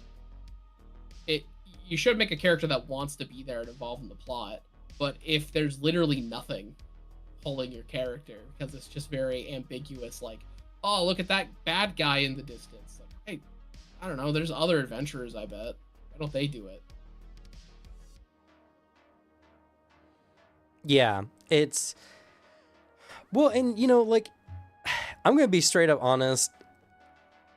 The whole idea of the players doing good for good's sake, playing righteous characters or characters with a sense of justice or whatever, is such a weak pressure. It's such a weak, like, pull for players, specifically. As a guy who likes to play shitheads, I agree. I like playing very honorable characters. But it's because I like playing the character and not because anything is particularly making me feel that way, like genuinely. I like playing the shithead who starts the campaign in the like that kind of instance of why is he sticking around that slowly learns to like the party. I think that's a fun little narrative arc. It's a pretty simple one, pretty by the books of like the criminal who's like, ugh, I'm just here for the money. But then they start doing things that are like, you're not here for the money. I'm a sucker for that. Like, in the same way, it's like, it's a very self-driven thing, and it's something I enjoy the little story of it. more than anything else. In that same way you're describing playing an honorable character. Yeah. But like in general, right? The whole idea behind Stonewalkers is you like Tazo, you want to help him out. And you get caught up in his thing, and then it's just like, oh, we need to go find the honor blade. We gotta do this because Tazo dies in the very first chapter. And then you find his friend who's heartbroken because Tazo and Tazo, they were forming a Nahel bond and whatever. And it I find to be very weak as a plot driving point, because the only thing making your players immersed and involved is their buy-in. So it's not that it can't work. You can be playing with a group of players who are very much just in it to win it. They're in it for the fun of the game. They love narration, they love stories, and they are there to play up these characters, and playing the characters is the only reward they need. You know, there are people like that. I know people like that, but most my players are not like that. No, yeah, like there are times where like not every game needs to be a really in-depth, realistic kind of fantasy story. Sometimes it can be like, we're here to smite evil kind of story. And that's fine. It'd be a shame if every game was like that, in the same way as it would be vice versa. There's like levels of it. There's levels that people like more. Yeah, I'm a lot more in the like, I like the grittier kind of stories. I like stories where I have a personal stake in it. And like I'm also someone, as I'm like thinking back on my characters, I think it's really funny that I have long held that idea of like, you got to make a character with the buy-in that they're going to participate in the game. And like, it's not good to make a character where you struggle in like early in the game, especially, of like, why is my character participating? And as such, I make a lot of characters that are like, they're like, well, why are you at the party? Or that kind of thing, where I make that justification of why they're sticking around, and then the justification grows more and more and more. Because like, I just absolutely despise the character type of like, ah, sweet, I spent so much time making this character. All right, here's the story starting in. Nuh-uh, I run every, like, ugh, I don't like it. Yeah, and I mean, to be fair, right, there has to be some level of buy-in. Yeah, you have to have that initial level. I hate it when it happens. Yeah, it's like, I'm just playing my character. Can you play a character that wants to be here? Right. Like, please. It's funny because, you know, one of my genuine like crutches in doing that, which I do so often, not even intentionally, it's Devin. Devin makes it really easy to play a character where our bolt, for some reason, consistently, we always have two characters that just immediately mesh. Yeah. So like, he's often an early buy-in where I'm just like, well, I like this guy, I'm gonna stick around with them. I also like the rest of the party now. Like, that's a kudos to Devin specifically as a player. He has a very good skill of making a super personable person. Yeah. Someone that like you'd want to hang out with. And by the way, when I said, you know, my players are not just in it for the love of the game as a bad thing, it's more of, it takes a very special type of person to always kind of have that buy-in, to always kind of just, to have a player who's there because they want to immerse like nothing else. Like, immersion is the only way they feel alive kind of people, you know. It takes a certain type to be like that. Yeah, because like my level of buy-in is always, I'm here to play a game with my friends. Yeah. But like, for the Cosmere game, for example, if I cannot see myself in a position where I in game am like, wait a second, guys, why are we chasing this guy? What's the point? It's in character for me to not participate or like try to leave. I think that's an understandable decision for a human being to make in that moment. However, it's something I could not do because like, my buy-in will always be like, my GM is doing this, we're playing this as friends, I'm going to play the game. I just won't be as bought in as much as like something else. Yeah. Because it can just be done better. Like, I love our Cosmere game, but yeah, like there's not a crazy amount of reason why we're hunting this guy. Uh, Other than just so like I've come up with just that idea of like I guess Baranor's honorable and he thinks that he's responsible for a lot of things and it could go worse. So that's his reason. But I would never like have a scene where I'm like, why are we still here? What if we just left? Yeah. And like, yeah, I mean, and to be fair, right, I could definitely be doing a lot more buy-in, but the point was we were playing the adventure path, and yeah, we're so playing that story because like I want the story to be there. I want Sanderson's story to be there because I like yeah, Sanderson's stuff. If this was a complete different adventure path, I would. When you asked us at the end of that one session, I would have been like, "Nah, just fucking go crazy." Like, there are concessions we are willingly making in this instance. Uh, Even if it was something like in one of your games where you're in the anime, if this happens in like the anime game for whatever reason, like not even through like fault of anyone, it's just I happen to make a character who doesn't have a lot of ties with the plot. I would find buy-in because it's me personally. I think it would be an absolute dick move to be like essentially in character GM. I don't care about the thing you're making. I think it's a dick move. Uh, in that instance, I think there is a degree of it needs to have player ownership to yeah, like create to find the buy-in in the story you're participating in, because you're playing a game with your friends. Even if it's loose, you should at least put the effort in to have your character be there. So like that instance, that's where my judgment is. If you want me to like emotionally care about it, I like a little carrot. yeah, Like I'll do my damnedest. I want a little carrot. yeah, yeah. And you know, and like I said, for the last few years, it just hasn't been top form for me, and that's because of a lot of factors. You know, trying new systems, kind of getting the feel for the systems. Uh, some games it can be harder to throw in your own spice than others. I find Pathfinder 2e to be a little bit harder because it's harder to reward loot to players when the loot is so regimented in the game by design. And yeah, sure, I could be breaking that rule, but like many times when we played it before, I was just trying to play Pathfinder. You know, I wasn't trying to make my own game or anything like that. Yeah. You know, when we played Mutants and Masterminds, it was just trying to get that system to work together.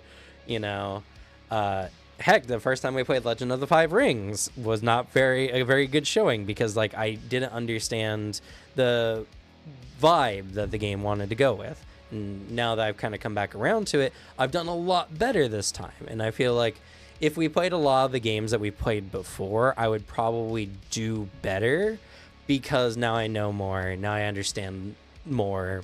Now I understand games like tabletop in general. I've looked into so many tabletop games over the last few years. Even recently, I've looked into a lot of tabletop games. And I've been like listening to Brandon Sanderson's works and listening to a masterclass in fantasy storytelling, you know. And It's the benefits of like going into more things, being more games, more stories. It is really good to expose yourself to art in general if you're trying to get good at something because it gets the brain moving and it gets the brain inspired with other ways they could do something that you haven't thought of. yeah. And so it's like I'm not necessarily upset about any of it. I don't regret any of it. And to be fair, as well, you know, a lot of the players are kind of newer to our at least type of tabletop, and it's only been in this last year or so that they've really stepped up to the plate, and I feel like are now at that level where we could have like some really legendary games, you know.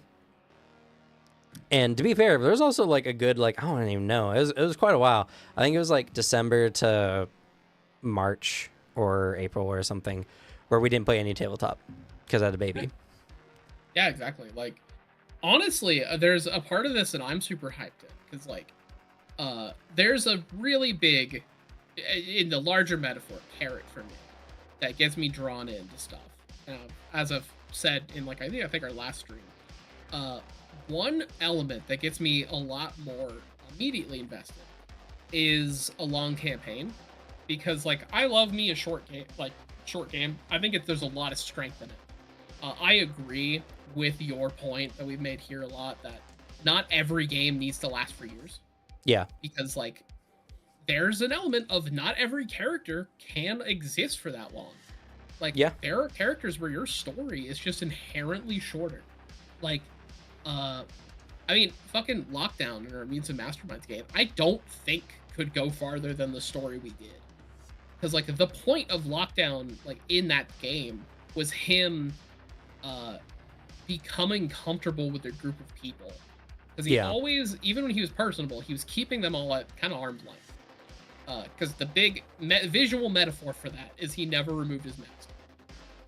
At the end of the game, yeah, he's able to take off his helmet in front of them. That's his story.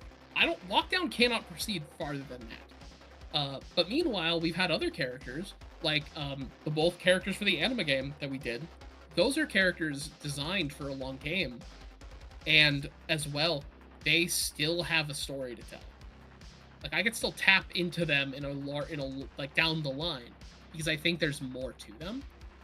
There's just different elements that go into the design, and I care a lot more immediately if I am like, okay, I gotta bring this type of character because this is the same world. This is like gonna last for a long time, so I gotta make something I'm not gonna experience character failure with, which sometimes can just happen by no fault of your own. Sometimes it's just you don't realize. And the other one is having a character that will make a lasting impact on something is something I get a lot of enjoyment out of. So, like seeing the effect of things my characters did in the next campaign is something I am always like super excited for. Or something my friends' characters did, so I can point at it with them, and be like, "Oh, call back," because that's my weakness. That is my guilty pleasure. Is it cheap? In a lot of stories, 100%. I will still like point at it excitedly. So like, it's those elements. I think there's an element where we're in a perfect storm after this much time to do a long game. Yeah. I think it is a moment, like, I think we could genuinely kind of hit this stride in a game like Pathfinder. I think it'd be a thing of like, it'd be easier if it was a homebrew setting for Pathfinder. Only because like I think it's fun to do that. In the same way that us doing this anime game, I'm like, ooh. I mean, it's a little bit of the reason why I'm playing a character that I'm like, he wants to learn dimensional travel. It is a really big hint to you specifically that like, and if you want to somehow have a justification for us to bring this guy into the world of Gaia, I kind of think that'd be sick. I see. Yeah. It is a thing of like, I found the justification as I made him.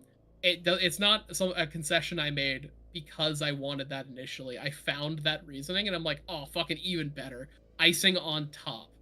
Because I feel like I'm going to make a character I like too much, and then I'd be sad if he never got to do anything again. Yeah. And to be fair, like, we were going to play our own homebrewed Pathfinder game. Yeah. The baby just made it hard. And then, like, I mean, I guess it just shows the weight of anima. Like, well, it was kind of like, see, that was like, I don't know if I want to play a game. I don't know if I want to play a game. Then anima got brought up, and she's like, when are we playing? No, the funniest element, I'm not upset about it at all, because of how easy I know it would be to play my boy in honestly, I immediately forgot his name. I'd have to check one of my notes for it. But like, I could play him in anima. That's true. Actually, I think it's easy to do that.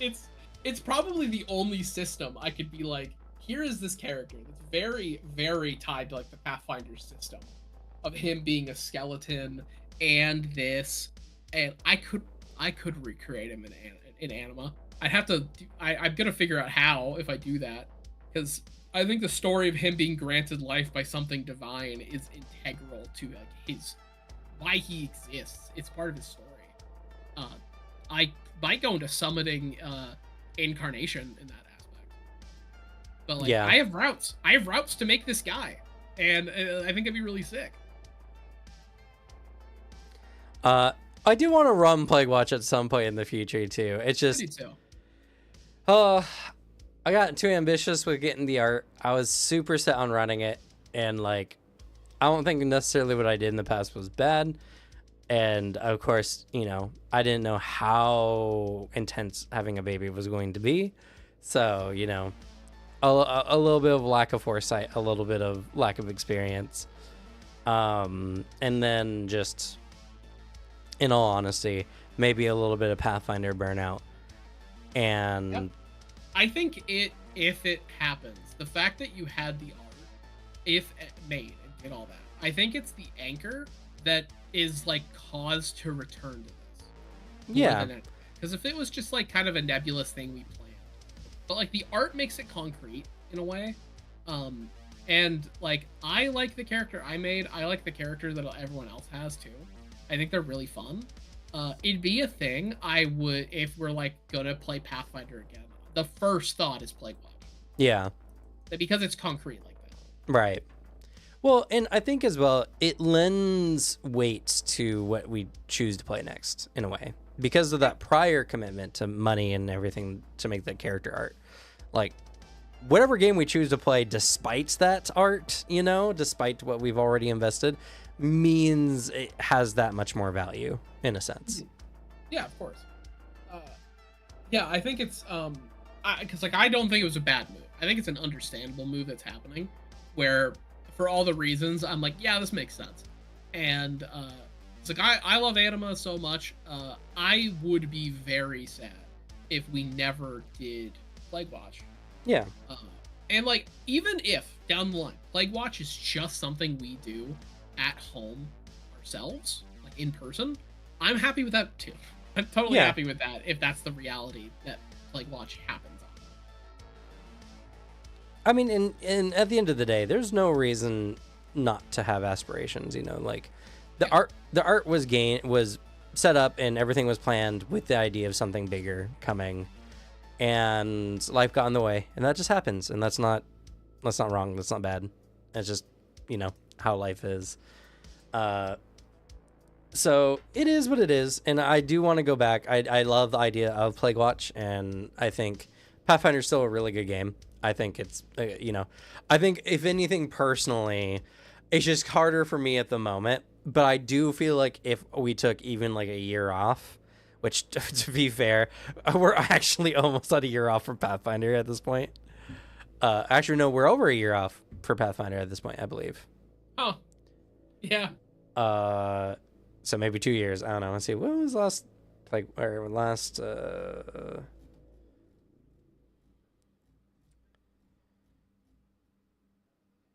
yeah, we're over a year since we last played Pathfinder. Though it has not been a year since I last thought of Pathfinder. So, but when we come back, I think it'll be like a good time because I love Pathfinder. I think the game is really cool, and Yeah. now that go ahead. Like I honestly can see with this next game, 'cause I don't know where everyone else will be. 'Cause we all got different financial situation. With any luck, by the time we're doing the anime game, I'll just have a bit more money to throw around. I'm probably going to get art for my guy before the game. Yeah. Only because, if anything, and the justification of spending money, I'm gonna have a really fucking hard time getting the exact vibe to like have a picture to represent him, where I can just go and make it myself. Because I have this guy. He's a wizard, but not a wizard. Also, he's a hand-to-hand fighter. I am gonna be doing martial arts stuff, because I have ideas for really fun buffs that he could put on himself. Like, I want to lean a bit more bludgeoning. All right, let me make some gravitation buff, so like I can kick you with way more knockback. Or like, I need to do a fun cut. I'm gonna do some slashing, maybe some burning damage. Yeah, I'm actually ionizing the particles around my hand like it's the surface of the sun. And like that's a buff I'm gonna make for myself. And so it's a character that's in that professor style tweed coat because he's in some form of institution, I think. But like the idea of a guy in a tweed coat that can kick your ass. And I want to make that because when I look it up, I'm like, this is too fantasy. This is too this genre. That's AI. that's just a man, a real man in a tweed coat. Yeah. Like, I might need to just do art for this. Yeah, I mean, and to be fair, like Anima is such a good game to get inspiration for art and character design and everything. So, but yeah, so I mean, like for today's chat, because we're kind of getting a little long in the tooth now. Your games need pressuring. Do you want your players to care? Make them care. A game needs pressure. It doesn't need oppression, though. That's a big part of it as well. You don't want your players to feel bad playing your game. You want to apply pressure, and it was a point I was thinking of this whole time, and I never brought it up. But you know, another type of pressure that is super just on the player end of thing. You ever play a game that gives you star ratings at the end, and it's like you get 3 stars for doing this well in it, you know, whatever. Yeah. You can just do that in tabletop. You can provide scenarios where your players, you know, have levels of success, and the more they succeed at something, like they have missions that like make sure no civilians die, you know, all this, that, whatever. You can make your players care about what's going on by placing that pressure as like I mean, the mission will get done. You just might not get these extra things from this, you know, from the quest giver or whatever, you know. Because like there's going to be the level of some players might opt into that only for the mechanical benefit. Others would be like mechanical and like this is in character for me to do. Others will like care a lot more, be like, oh hell yeah, because if they can, I think the big way honestly is laying things out, and as a GM getting good at knowing how to sprinkle in things that are kind of like a bait for each player. Just have stuff that you know is going to appeal to them, appeal to the character vibe, because if this is like a character that they're playing and they're like, this is the exact vibe I want to do, if you want to keep a really good and like pressure on the player, it's letting them play that vibe, really having scenes where they can just be that really well. Same way of like having moments where your players can feel like badasses. Like as time goes on, like not every fight needs to be a tooth and nail scrape. It's cool sometimes to show them like, no, you guys are like really sick actually. Just the same way of like that rating system of like, yeah, your characters are actually like pretty renowned because like you've positively impacted a lot of people's lives. Like having moments where your players can sit there and be like, oh shit, like the things I did meant something. Yeah. Instead of just being like me playing the game and taking a checkbox, like no, I actually like made an effect. I think is a great form of pressure. It could be some retroactive pressure, but it's good pressure. Yeah. And yeah, maybe I need to platinum my friend's campaign, so I have to get 3 stars on everything. Well, like for instance, in Legend of the Five Rings, right? The players know they get more glory if they make sure that only a certain percentage of their men die, you know, like any more than 10% and they get less glory kind of stuff. That will be something where the players will be like, oh no, you know, I want to prove myself as a general. I'm going to make sure not many of my men die on this mission, you know, especially if you've had some prior missions where you kind of get the scale of it and you understand like what you could have done to do better. It becomes that much more impactful the next time around that same kind of challenge comes up in a sense. So like it's something that I plan on doing more, having more pressure, having more, you know, specific pressure for the players, and not only that, but making the worlds feel like living there means something.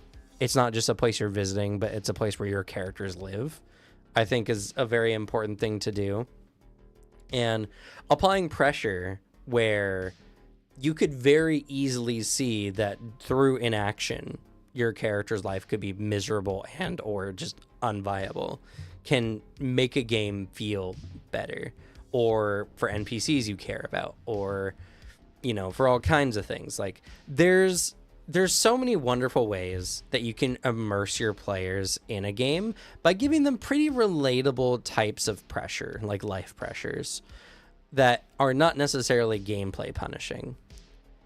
And making your players care is very typically based on making them feel something about how a thing is going in the game, you know. a player doesn't feel like they're going to have to worry about feeding their character because it's expected during an adventure that that's such a minor part of it that they shouldn't even have to care, you know? So you want to give them things they feel pressure on, they feel like is going to be important or impactful. Like, if I was to say anything, prompt your players with things like higher than your level loot in Pathfinder. If you're doing this in Pathfinder, give the players the ability to get things beyond their level normally, you know, or to learn even new feats, just extra, or some kind of treasure, you know. Elements like with pressure, it can always sound like negative things or inherently bad things pushing you to do something to prevent a consequence. When like conversely, and I often represent the player side here, like, and I also don't think you, Cam, are saying this, that like pressure is also positive rewards, like that higher level loot, because you have moments like that where you're like, oh shit, I can like work and get this thing. That's gonna put more pressure on a player to like do things so they can get the cool reward, be it like make money for the item that's just like in the shop window, that's like on one hand outside perfect for their build, and also like really sick nasty fun. Like that'd be so cool if I had that. Or on the other end, like, yeah, I can maybe, because I've had this impact, I have access to new things that I can like go investigate, get access to new powers, or just as like little tiny rewards, like tiny little roleplay rewards where it feels like my character means something. That'll always be like the one kick for me. The easy kick is just if I feel like my character has a reason that they're in the game, and like I'm not just kind of a faceless adventurer doing this, then I like it. I like it to feel the tangible like impact of my specific person. Mm-hmm. And honestly, a good fix, because I also representing player side here. Players, be super open to your GM about what type of story you want your character to have. Like that's why I'm super open with Cam. I'm super open to be like, hey, this is the character I'm playing. Here's the exact vibe. Here's the vibe that like I also think you could pull some fun stuff from, because it's like on one hand I want to tell this story about like the concept of my character, but also there's elements that I think could be pulled from in ways I'm not expecting that I think could be really fun. I'm pulling to a man who likes Eldritch horror. I'm saying, hello, here's an Eldritch horror character. He could like exist in a Lovecraft setting. Here you are. Please go crazy. I want him to seem insane. Because that's also an element for the fun of the phobia of being perceived. No one else can see the thing. Only he can see. If you use a telescope, if he points out exactly where it is, only he can see it. So is he crazy? Ooh. I want to feel like a Lovecraft character in that game. I think it'd be really sick. Well, it's important. Go on. I'll be doing my best. Yeah. I think it is important to just tell your GM what you would be interested in, because like that is, instead of your GM being like, what types of things do you want in my game? Do you want this and this and this? It's like, instead of the GM having to play around everybody, it's that element of like, enter the game with buy-in. You're entering with buy-in that you're going to participate in a game that your friend is making, your friend is like cares about. So just tell them what bait you'll fall for, because like it's going to make their job easier, and they have to dance this around for like a group of people. But I think it's just a net benefit to make all these available for your GM, so in a moment they can know what to pull for. GMing's hard work. That's my overall point. GMing's hard work, and Yeah. give your friend things that are easy layouts. That is just important. Yeah. I mean, yeah, most of what this conversation really boils down to is GM skill at the end of the day. And, you know, it's like, it's a skill set. It's a thing that you have to work at to be good at. Do I wish games offered more, like, pressures? Sure.